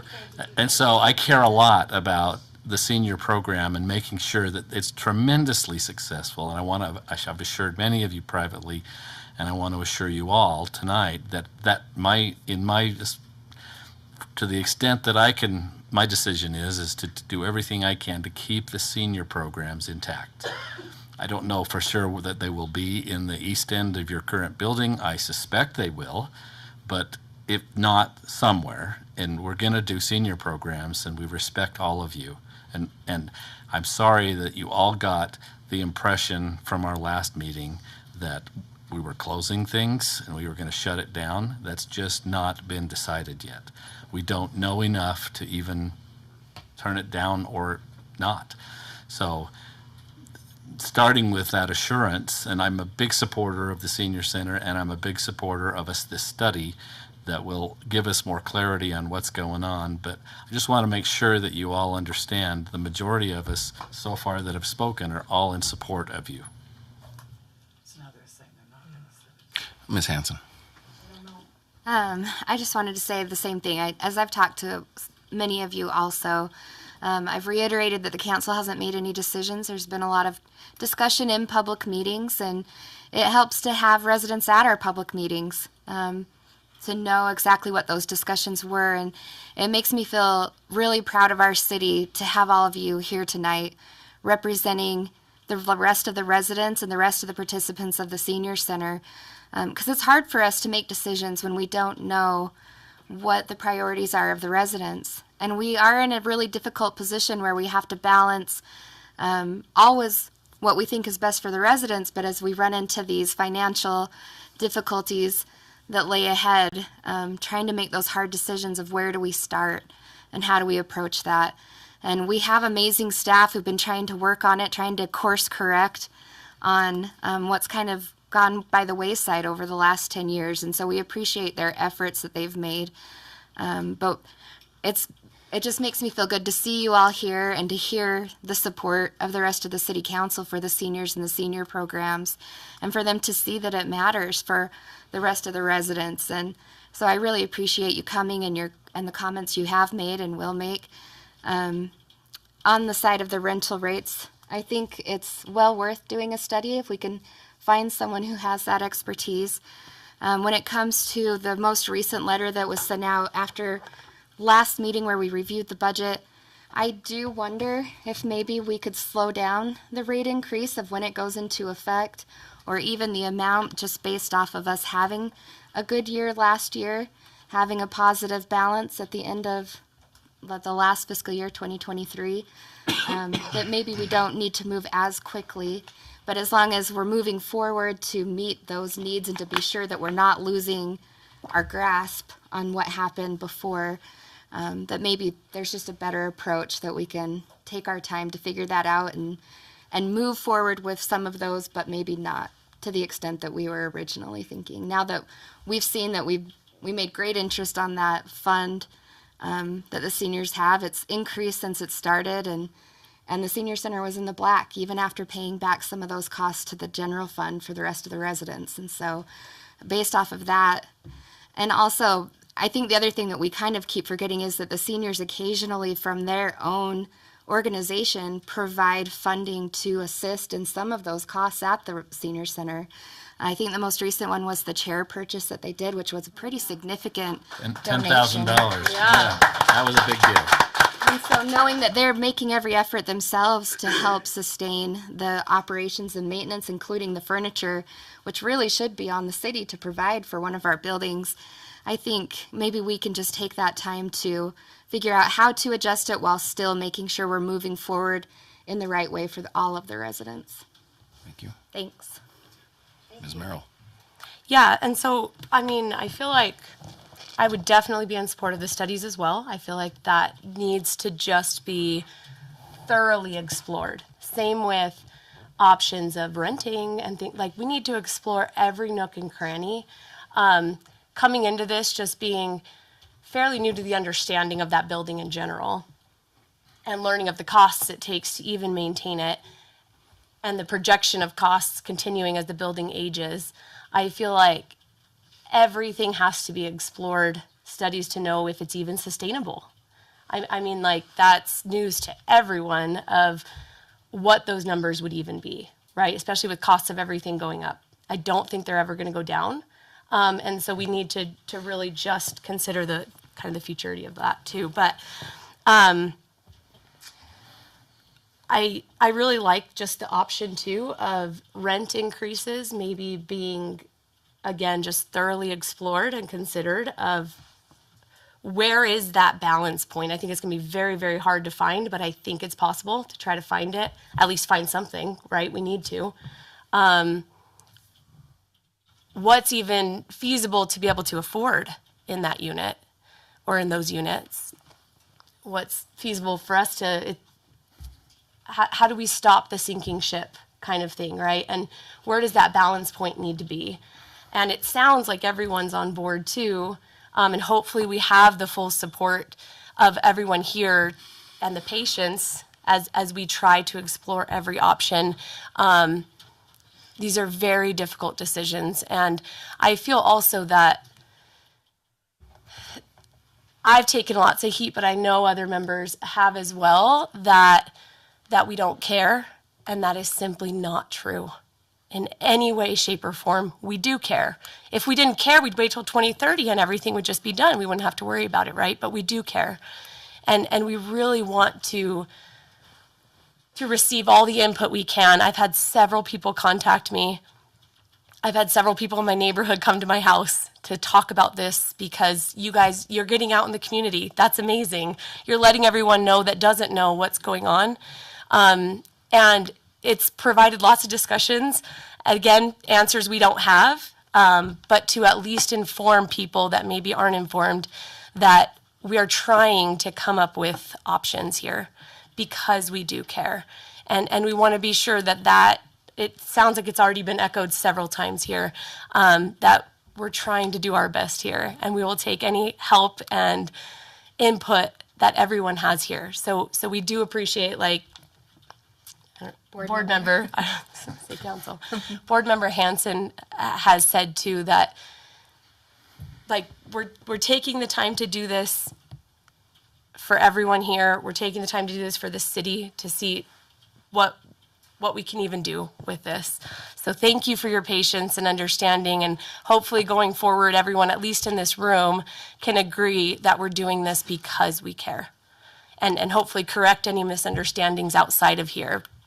We know you guys have gotten out in the community and spread the word, and hopefully you can continue to spread the word that we have not made decisions, but we're trying to see what we need to do here. And hopefully some of those rumors can be nipped, because I feel like they're kind of running rampant in a couple of areas of Riverdale. So hopefully we can kind of correct the record on a lot of that, and you guys will be a big part of that, so we appreciate that. Mr. Arnold. So first of all, there's no federal funding. You know, one of the rumors that's been going around and thing that was mentioned here tonight that, you know, we go after federal funding for the senior center, and that is not an option. It's not even a theory. Whoever came up with that one is watching Fox News or something like that. But there's no federal funding. The apartments, and I'm going to say this on behalf of myself and hopefully the board and the city, the rents there are not subsidized. And like I said in the meeting with everyone that attended, the city dropped the ball by not raising the rents as time went. And now that pain is here, it looks really bad, but they're not subsidized apartments. The city's not going to subsidize 20 apartments when, you know, you have 10,000 residents and 60,000 people here during the day. They're, you know, in the city. So I personally would like to apologize, because we, the city, the board, everybody dropped the ball for years and years. That should have never been that low for that long to do that. With that, there are some people that are on strict financial restrictions based on the rent. And the rent, in order for those apartments to be occupied, the rent has to go up. we can play with it a little bit and all that kind of stuff, but the rent has to go up. It has to help subsidize it and we're doing the HUD rate, which is not market rate. But there are a few residents that I personally believe, have been blindsided because they thought the rent was going to be low for the rest of their lives, and they moved in and now the rent's going up, and I don't think that's fair. And so I would be in favor of something like people declaring, knowing that the rent's going to go up, am I going to stay or am I going to go? If somebody says, look, I can't afford, the $1,100 or something like that for my apartment, rather than getting clocked for a few months while you try to find a place to go or something like that, that we could have a declaration or something. This is an idea. Again, it's just an idea, a declaration, and say, look, I'm going to move out within 6 months to a year or something like that, and we can keep their rent lower without clocking them, without really hurting someone that's on a really strict income. But they would have to declare, and if someone's like, look, I can afford it, and this is painful, it's painful for everybody. If you go pay for anything, it's hard. But the thing is, we as a board, we need to determine the housing part of it and the senior part of it. And the housing part of it is to subsidize it, as Chairman, it's hard, Brayton said. It's twofold to that. It's both sides of the coin. One, it subsidizes it and helps the senior programs, but it's also an anchor that's pulling it down into failure. And we can't do that. The senior programs have to, I think Riverdale senior programs need to stay in place, but again, as like it was mentioned before, maybe not in that building. If we go to the community center or something, it might not be at that building, but at a different building. But we have to do the math, and a study I think is good, but we got to get on it, because we've been talking about this and like the appraisals and figuring out the budget and how much money we have, and we've been told abandon ship, even the rats are leaving, and it's like, oh my gosh, what's going on here? And then other people are saying, well, it's not that bad, and what is it? What is it with the housing? And anybody that's in housing here that lives there, you need to have that information. It's not what comes out of the study. It's like you need to have an answer. Not a speculation. That's what all of this is speculation, because we don't know. We're all of us are scared for 2030. It's been something that Mayor Burrows was talking about years ago when he was mayor, but it's on the table, and it is a concern, but we have to make a decision. And that's one reason why Braden called me and said, would I second this to be on the agenda? And I absolutely, because you need direction of what's coming down the pike, on the housing side and the senior center side. If you're concerned about the senior programs, I know everybody's wants to fight for that, and I would say keep that in some form or fashion.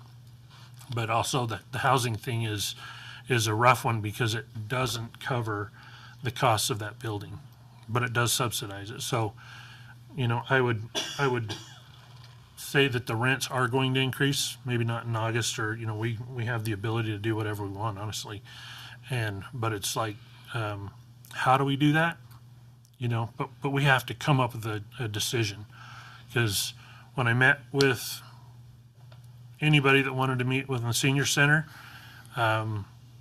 that was the question. And that was the question that I led with. That was like, I don't know, right? I mean, I'm like, if anybody says they know, they're lying. We don't know.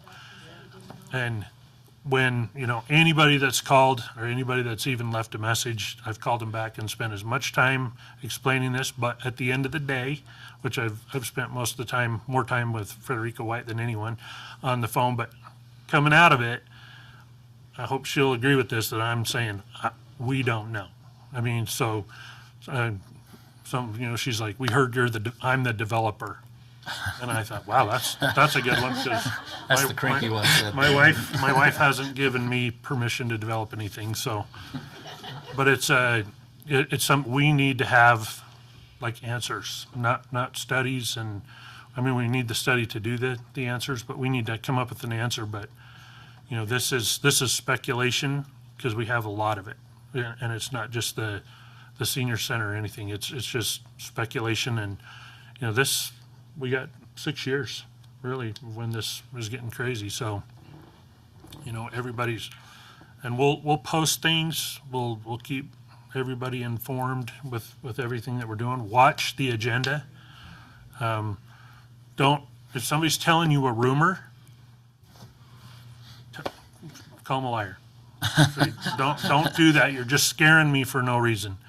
But the thing is, we need to come up with, like, solid numbers, solid direction of what we're going to go forward down the road, right? I mean, so. Tilly, speak up. We're going to go with Mr. Stevens sorry. first. No, you're first. You're first. You're first, Okay. Mr. Stevens. Just a couple of comments and thoughts. When we, because of this, having to review all aspects of the city budget, literally, there's no sacred cows. We had to put that out there to say, you know, yes, I like this program, you know, everybody has their areas. There's no sacred cows. We have to look at everything. The second thing I just want to bring up is that the decision makers are the 5 members of the board, and we're elected. And there are 3 of us who are coming up for re-elections this cycle. But on the downside, there was so pathetically little interest in running because nobody wants, because we're in a situation where we're making a lot of hard decisions. So the 3 people who are up for re-election have little to no competition because nobody wants to get involved, because over the next couple of years, there's a lot of hard decisions going on. And for whatever reasons, people don't want to be a part of that. And so there's very little interest in running for council and board members. Anyway, I just throw that out. Thank you. Thank you, Mr. Hilton. Okay. I'm a compassionate guy, and when you were here last time, my heart breaks for you that spoke, and especially for those whose rate was increased and then increased again and then increased again. And it sounds like, what the crap is going on? Don't they know what they're doing? I don't blame you. That's exactly what you should be thinking. And that I take some responsibility, as I hope the rest of us do, that we did that by essentially forcing the city staff to address the issue of the rates hadn't been touched for so many years. So we basically became really, put on a lot of pressure to these guys that you have to increase those rates, and we have to get them competitive, and we have to get back in the black over there. And so they started acting before we know what we're really doing. And so when I find out that some of you can't pay that rate, by the way, the other thing that triggered some of that is we hadn't looked at the self-reliant part of the people that live there. So some of them had turned into less self-reliant.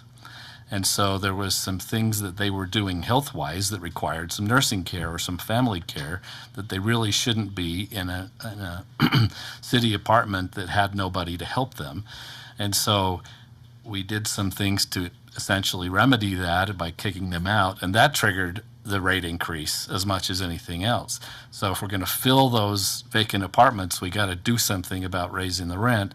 And then in reality, when I hear from some of you that overwhelmed your budgets and you're all on fixed income, I'm sorry for that. I really am. The reality is we may have to raise your rates to that extent. We don't know yet, but we did a little bit of that by blindsiding you, and I apologize for that. So again, we just don't know what we're doing, and the city tells us that we're losing money over there, and they we've all neglected to raise rates and to look at the self-reliance of the residents. And so it's kind of a mess, and everybody kind of panicked, and that's where we are, and that's how we got here. So I hope you accept my apology that we acted, in some of a rush, and I know that that's hurt some of you. It breaks my heart that some of you are gonna seek help from your family or from the church or something along those lines, and that's on us. We did that to you. Should have happened incrementally over the course of the last 15 years. It just didn't. We dropped the ball. So that's our fault. So now we're trying to make up on your backs and make it all back into black and sing Happy Valley, but we don't even know how we've raised it to this point is prudent. We don't even know. We just acted. So there you go. It does sound like there is a little bit of political will to possibly slow down the rate increases. So I would propose that we put that on the next agenda. Mr. Brooks, maybe come up with something that's a lesser increase, and we can kind of hash that out with the board at our next meeting. Does that sound okay with the board? We'll put And that you're on all there. invited. And I mean, I'm one of the people that's up for election, but we need to look at this based on ability to pay somehow. I mean, we just can't go up this blanket, stop the rent increases, because we weren't, it wasn't a full reactionary thing. We just didn't pull the trigger. I mean, there was numbers behind it. There was logic behind it. And if someone, has the ability to pay, and, it's just, we shouldn't do it as a block. Sure. I mean, if somebody just says, hey, look, I can't, we need to look at that. If someone says, it's painful, same with me. I mean, we need to look at it, more, academically? I mean. And that'll all be part of that discussion on our next one. Including timelines. I mean, we have got to figure Timelines. this thing out. I mean, Yeah. Cody, I guess you're gonna work some overtime and. I will say, most of you are here to see those young firefighters that, they're heroes of our city. And I'll tell you that we are in a bad position here. I mean, that very same fire department that we look up to, that we think are so fantastic, they've come to me as the mayor, to the city, to the council, and asked for money. Of course we want to give them everything they ask for, but we can't. And so it's not just the seniors we're picking on. Just know that there are hard decisions that are being made constantly by this body as how to best help Riverdale stay, solvent. And so you see those young heroes, and of course you'd want to give them anything they ask for. But unfortunately, it's just not a bottomless pit of money. And so if the board is okay, or has everybody had a chance to make all the comments they want, we will go ahead and open up the public comment portion of our meeting. Just a reminder, we do ask that you state your name, the city that you reside in. Please try to keep your comments to 3 minutes. And one other thing, this will not be like a back and forth. It's not going to be a question and answer. You can make your comments. We'll be making notes, and we can reach out to you after. The city can reach out to you, but it'll just be a comment period for you. I'd like to say, as an apology, when I asked a perfectly good planning question and got a blank stare, I was amazed. But Mr. Brooks did a very good job. I say that. Thank you. Explain. You might want to explain the Why we blank didn't stare. answer Yeah. that. So the blank stare is we don't actually interact with you. It's not an open forum discussion. It's just we're taking your comments Public in and comments. listening to them. Yep. And we are grateful for your comments. Please don't take it that we don't care. It's not a discussion. We want to hear what you have to say. Once again, I'm Marina and I live in Riverdale. I owe you an apologies for speaking up at the wrong time. Nope, you don't. I could repeat it all if you'd Nope. like me to. We I'm heard sure you. you don't want me to. I want to clarify a few things. First of all, I think your explanations tonight have been very helpful to everybody. Most everybody is shaking their head yes. The last time we were all here as a group, we were here only as wondering about our rent. I mean, we were really upset about our rent increases, and that's why we were here. Do you record your meetings? Okay, I want to, maybe this might help you understand where some of the rumors about the demise of the senior center came from.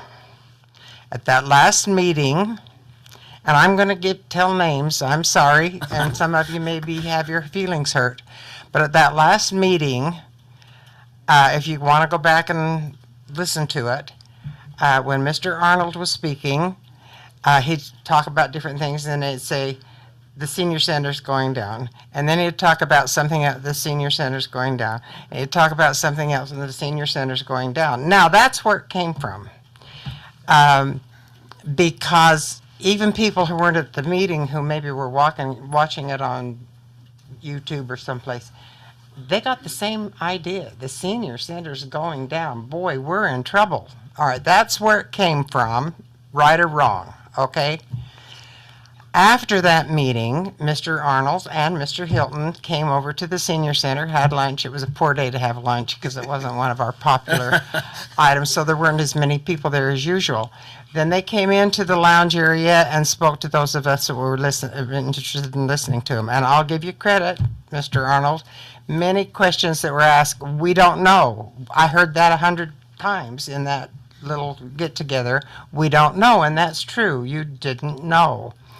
However, someone did say, well, now if you were in the position we are in, with the rent increases, and there was some discussion about the senior center in that little group too. And so someone asked if you were in our position, what would you do? Do you remember your answer? Mm-hmm. He said, I'd move. What do you think that did to the, people that live there?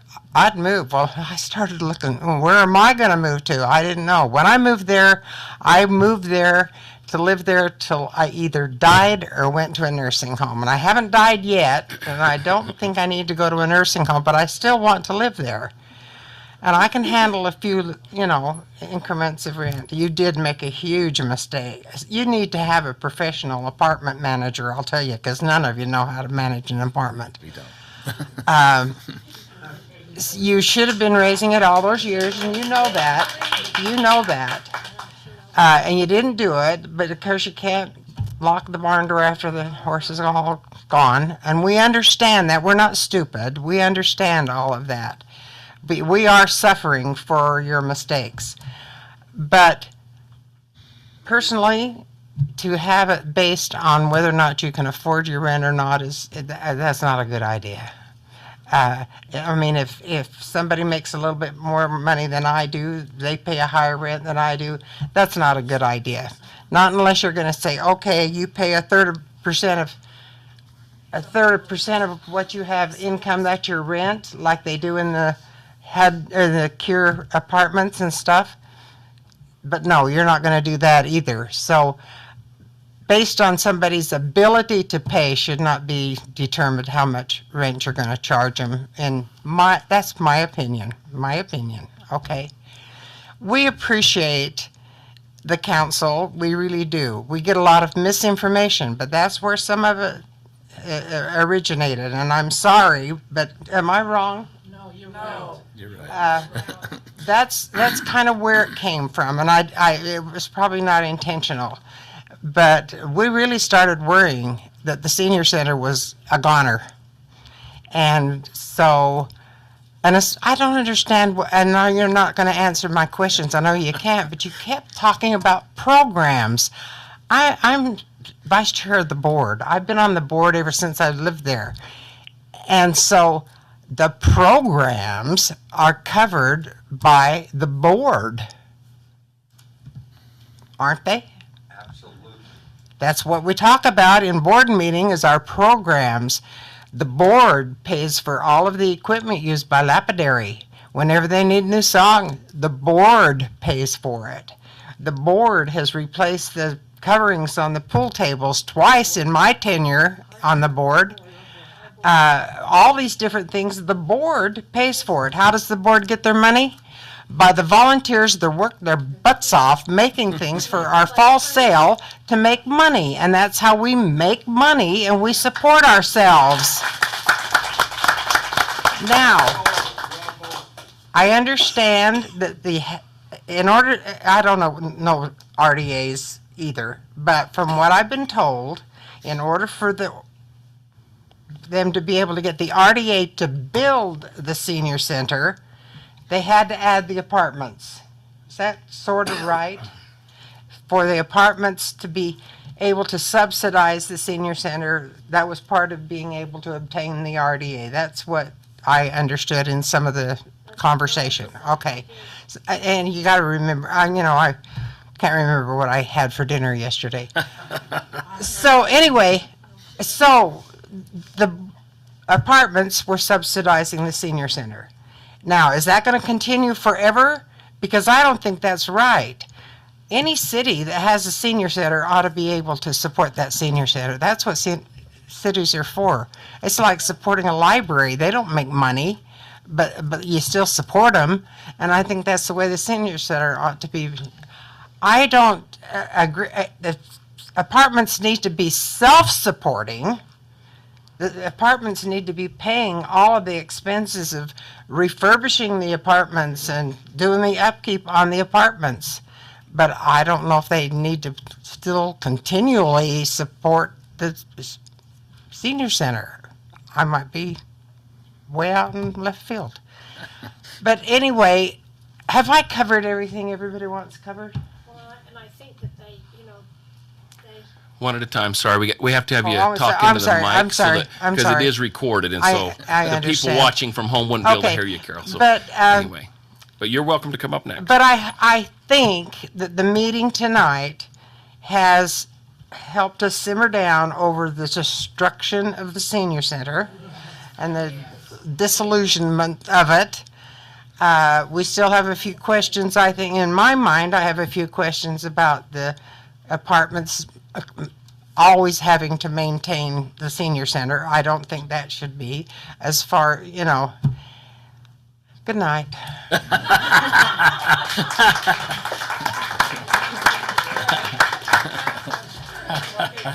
Just one thing really quickly. I let Marie go quite long. And so because I felt like she was speaking based on your applause for most of you, but we're not going to be able to allow everyone to go that long. So hopefully she shared the thoughts that most of you have. I'm going to ask you to please keep it brief. See how you are. My name's Carol Daz, and I live in the senior center. I just have a couple questions. When you do your study, you're going to let us know. When we can pay the rent, you're going to have extra money. Will that help? You don't know that yet, but will you let us know? This is the best meeting I've been to because you guys are saying, I don't know. Thanks. I mean, you kind of said that the other day, and then you said I'd move, and I'm going, well, shit, my kids don't That want was me. just him. He's great. If I may. 20 words. So this is the board, and one of the things that I said when I was there is I'm telling you as a board member, one of 5, this is what I'm saying.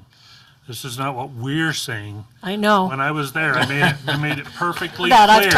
I've talked to them. I know. Because Okay, and you haven't really told the public about this yet, but we're trying really hard to get the public involved. Good for I've you. been over to the glory days passing out papers. We heard about you. Did you? Yes, we did. Well, most people have. Let's see. Let me see. Oh, I know what I was going to say. When they used to have weddings and stuff like that, we do have doors. There are doors that you can shut to our senior center, to our apartments. And there's no reason those doors can't be locked. So you're in favor of weddings and you can't control the outside, but then you never could. They've got the booze out in the parking lot. That's how it works when they're having a big wedding, But we do have doors that and we could all be I'd be more than happy to sit at the desk, and if somebody does something wrong, I'd tell them. You know, I mean, Or you would. I'm sure I would. You know, I'd be saying, yeah, you know, I mean, it's really simple. So we can control some of those things because I know we've had, okay, I'm almost through here. I just really, I was up for 2 hours last night trying to figure out, why the fireworks lasted for so long and why oh my God, I've never heard it so bad. And why the they water every other day. And I thought, aren't we unrestricted waters a little bit? I mean, every other day the water runs. Anyway, that's what I was thinking at 2 o'clock in the morning. I think you guys have helped a lot. Thank you. Good. Thank you. Thanks.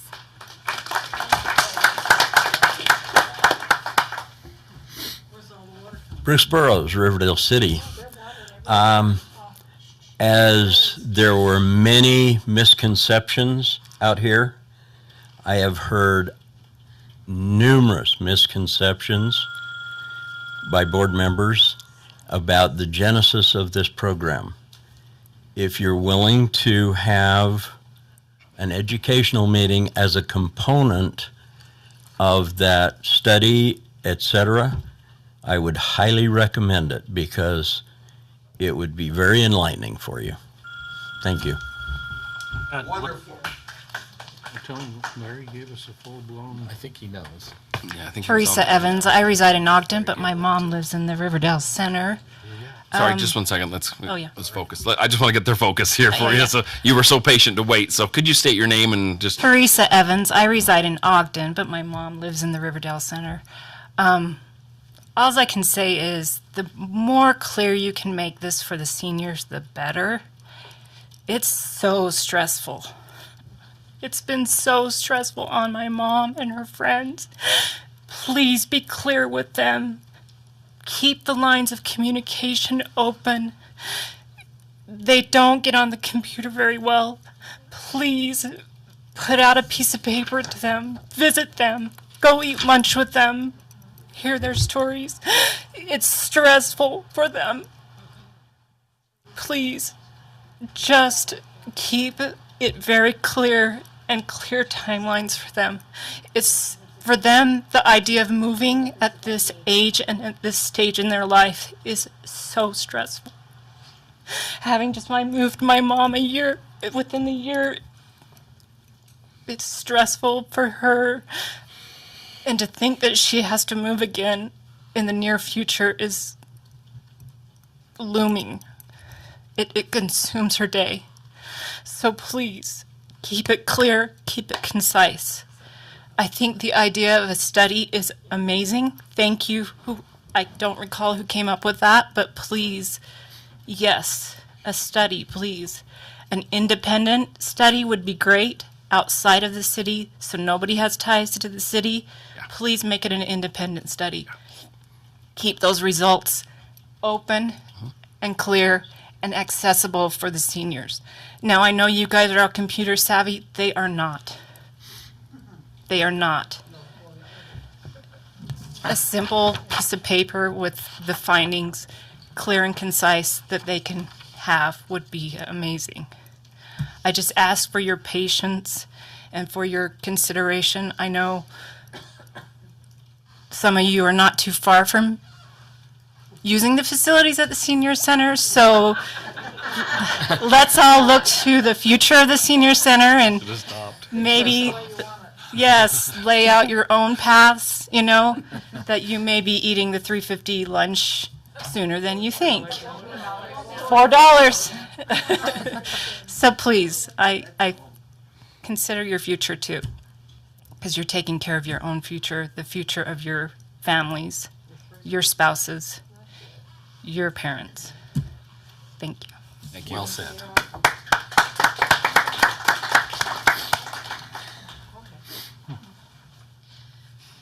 Once again, I'm Marcia Knorr. I live here in Riverdale. In a previous life, I was the grant writer for the Utah Schools for the Deaf and the Blind. I would like to volunteer my services to either serve on a study team to come up with appropriate questions or whatever that entails, as well as volunteering my friend Carla Beckstead, who also is, versed in that type of field. I was a real estate agent at one point, and I think I hang out at the senior center. If you ever need yourself a nice necklace made of. Yeah. So I had a couple questions, which apparently you won't be able to answer, but is Riverdale have the internal staff to do this study, or if you think you don't have the internal staff? Okay. Is the city willing to have community representation on the study team, kind of as a liaison? Because I think there's a number of people who'd be interested in helping with that. And another thought I had was, have you considered grants or business partnerships? That next time somebody goes and builds a big monstrosity, or, your subdivisions, what if they were challenged to provide, not as a bribe to get the permit, but so they could do physical modifications to the Riverdale Senior Center to make it more of a fundraiser? If it's going to take something to help generate more money. And my third thought was, if it turns out to be that these apartments need to be handled more through a housing agency, why don't you cut them loose and perhaps take it off of our plate and just separate that building right down the center? That's on the table. And that is one of my thoughts, as well as future revenues. You make that building more usable. There's wonderful facilities there, and I think if we could, like you say, we have doors, right? Yeah. All right. So if some of those things were pitched as far as rental places, in the evenings, that would require probably more staff to be on hand and that type of thing. So these are just thoughts. How to generate, well, yeah. Volunteers, yeah. Liability, but I think it would be helpful if you had anybody who could pass around a clipboard who would be willing to serve and give ideas on the future for some of this. Thank you. Good thoughts. I know I forgot something. Go ahead, Barb. Okay. I'm Barbara Anderson. I live at the Senior Center. And I just wanted to know if you guys were still looking at talking to Weber County about helping subsidize the Senior Center. We had that discussion with Councilor Arnold when he was there at the Senior, because that would relieve some of the expenses for the Senior Center. We can't answer, but. I know. Everything's on the table. Everything. It's on the Okay, table. well, I just wanted to remind you of that, to look into what money might be available through that way. And also, can you, in the next meeting or sometime, let us know when that tax subsidy ended for the RDA? 2021, was it the end of 2021? It would have been the tax year 2020. So what's the tax year? The calendar year. Oh, okay, okay. And that's all I really have to say, so I just wanted to. Thanks. I forgot something. You again. Yes. 40 seconds left, Carol, when Carol you left does. last time. So. Okay. I want to know where all the money goes for all the new food things. Because we have whole bunches of food crap. Like there's a new cheesy place. Cheesy something, whatever it may be. Cheddars. Oh, yeah, cheddar. And then they've got the other ones on the other side that you can't get to. You got to go down and around and through and over and in. Anyway, I just wanted to know if we could have, don't they have to pay tax? I mean, there's a lot of stuff going on here, you guys, and there's a lot of traffic out there. Okay, I'm done now. Are you sure, though? My name is Frederica White, and Arnold is my friend, and I really appreciate him talking to me on the phone and helping us get things straight, kind of, sort of. But I got it. We're going to tighten our belt. I want to ask you, when do you plan on giving yourself a raise? Now we can't, we're going to be in the hole in 2030. Think about that. No raises, okay? I mean it. Okay. Tighten your belt. And let's see what else I was going to say. Oh, I know. I make $13,000 a year, and that's my income. So I just wanted you all to know. Thank you.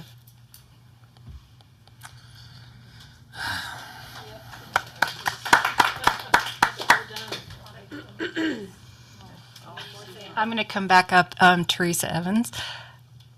How about the business partnerships? I know Subaru partners.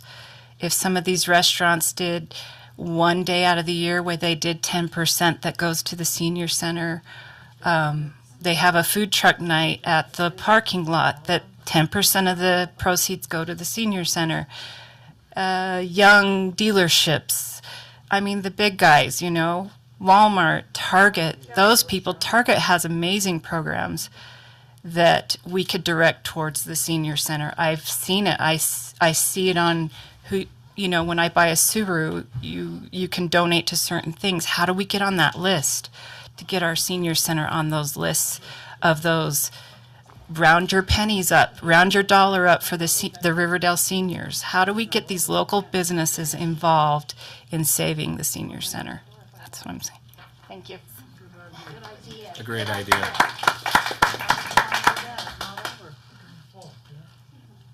All right. Sure. Sorry. What happens when you start aging, right? My name's Jill Garner, and I'm very passionate about it. I live in Syracuse. But how many of you ladies know me? Raise your hand if you know me. This is what we have that you represent. You represent the people of the community. Okay, I've had someone be involved and serve on city council for 8 years. It's my spouse did that. You are here. You need to be transparent. But what I've seen from the center is you were not transparent. You were not. Things were flying out. Tilly, I've got all these ladies that did not get the information. That's on you. You really have to be transparent going forward. You need to share the information. You all need to be on the same board. You need to have the same information. You can't say one thing and somebody say something. This gentleman right here, Mr. Brooks, I appreciate what you said today. You shared that. Had that been shared, that information first, this would not have been out of control. It really would not have been. So I appreciate you and your information. But I work in the aging department, and you're all going to be there. We're all going to be there. You need to provide for your seniors. These are the people that have supported your community, and you'll be there one day. And I just hope you think about that.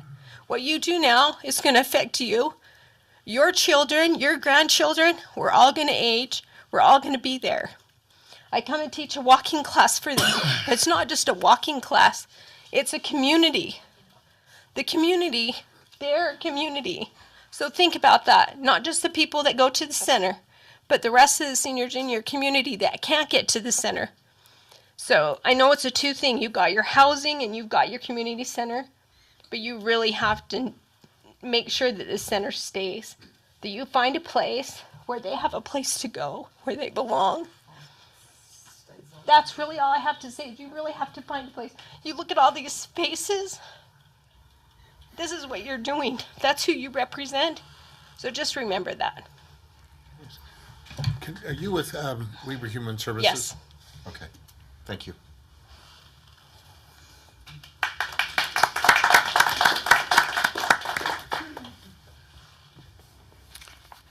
I'm just going to get up briefly. This has been very interesting because I came from Draper. My wonderful stepdad lives at that senior center, and on the positive side, as long as Can he you has been pull there, the microphone down a little bit?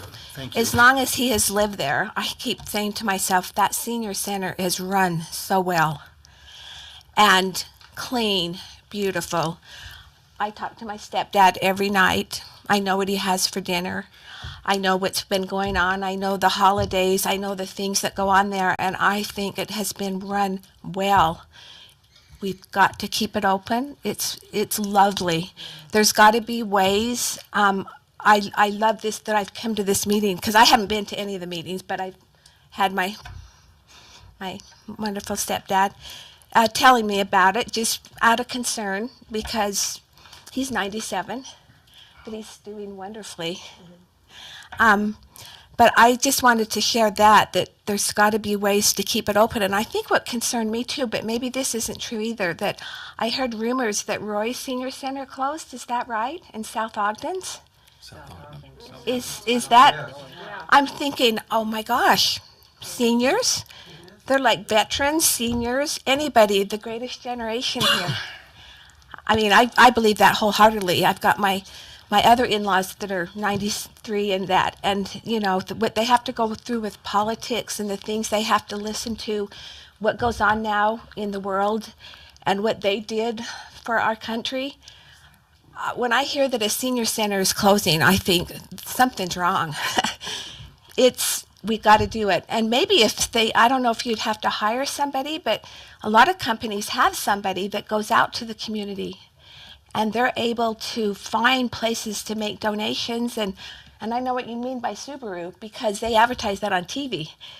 You buy a car, you don't really even have a choice. You just say, where do you want that donation to go? But, you know, there's probably people that are special in that and they know how to maybe do that. And I know sounds like a big job, but those type of people, I think, do a really good job. But I am impressed with that senior center. I saw that they landscaped the whole thing last year. I've seen how they've done the inside. I've seen how these seniors have decorated on holidays. I know everything that's going on in there, and I've come up a lot too. I almost missed the meeting because I couldn't find this place, but I'm so happy that I'm here. I've learned a ton, and I think they have, because I've been upset too, and I'm not even quite, I'm probably almost at this stage, but not quite. But when I heard these other places were closing, I'm like, what is happening? But maybe that's a rumor. I hope it is. Did you just say it's only South Ogden? I thought I heard Roy too, and I thought that can't be. So you've said, I mean, it makes me feel better though that there's, in the future, I mean, there's hope, right? I mean, so it's going to be, I think that will be good. But it's a beautiful senior center, so they've sure taken good care of it, and it's probably just the finances that maybe have been overlooked or something. I don't know, but anyway. Will you tell us your name? We didn't get your name. I'm sorry. My name's Tony Lamp, and I live in Draper. So I just came up with my... Thanks. I'm Jill again. I probably should just tell you, I'm speaking on my behalf, not my employer. This is me speaking on my behalf. So I want you to be aware of that. This is Frederica White again, and I want to tell you that when you hired Miranda, you hired an angel. This lady shovels snow. She does everything. She decorates. She makes it heaven over there. And I want to just thank you, whoever hired her, that you've got an angel, and quit yawning.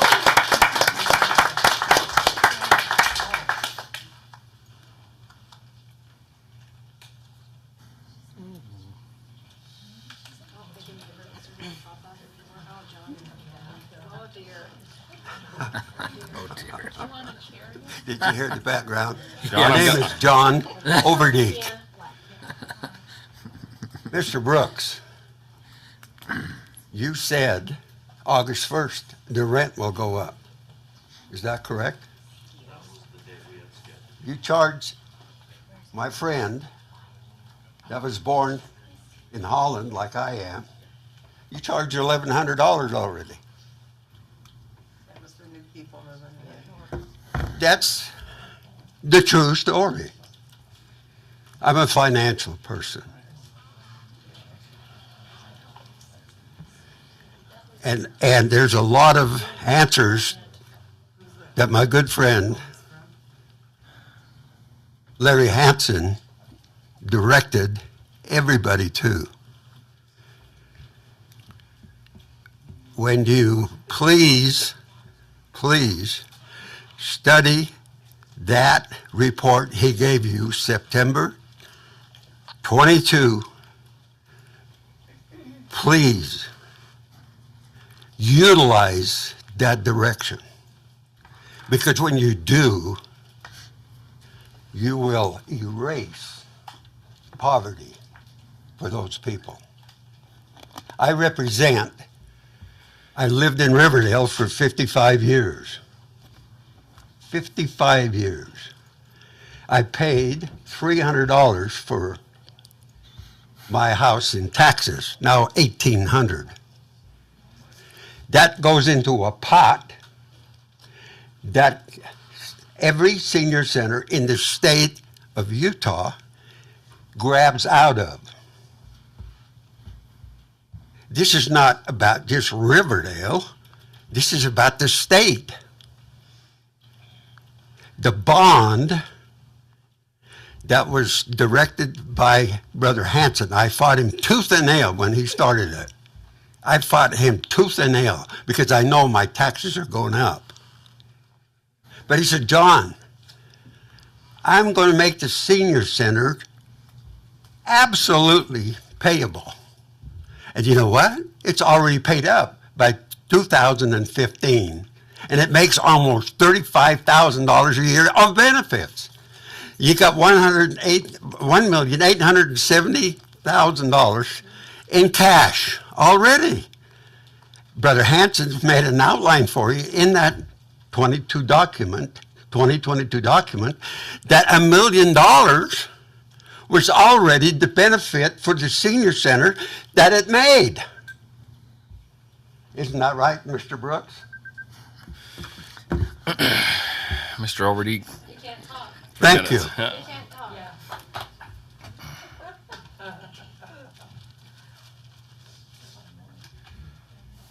All right, thank you for your comments tonight. We appreciate you being here. We have lots of notes and we will be having a discussion at our next meeting. So are there any comments from the RDA board for this meeting? Yes. Okay. If I could have a moment.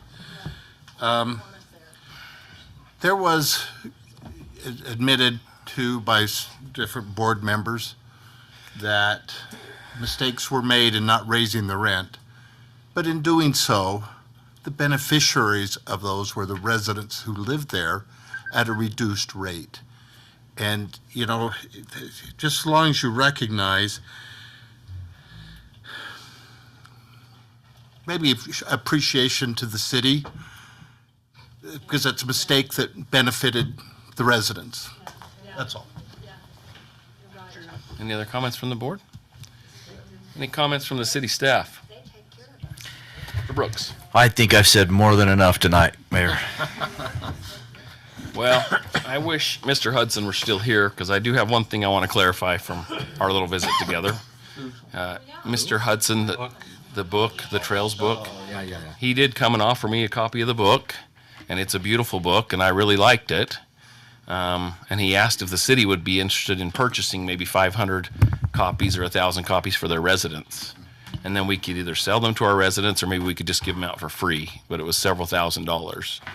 And it was at the time that we were discussing cutting our budget and raising taxes. And I told Mr. Hudson, I'm sorry. I mean, I would be happy to let you sell those books in our city. Come to Old Glory Days. You can sell them any way you want. It's a beautiful book. But I don't think it's the place of Riverdale City to buy those books and either give them or sell them to the residents. So, Good clarification. Anyway, just wanted to clarify that. We can clarify all night long, man.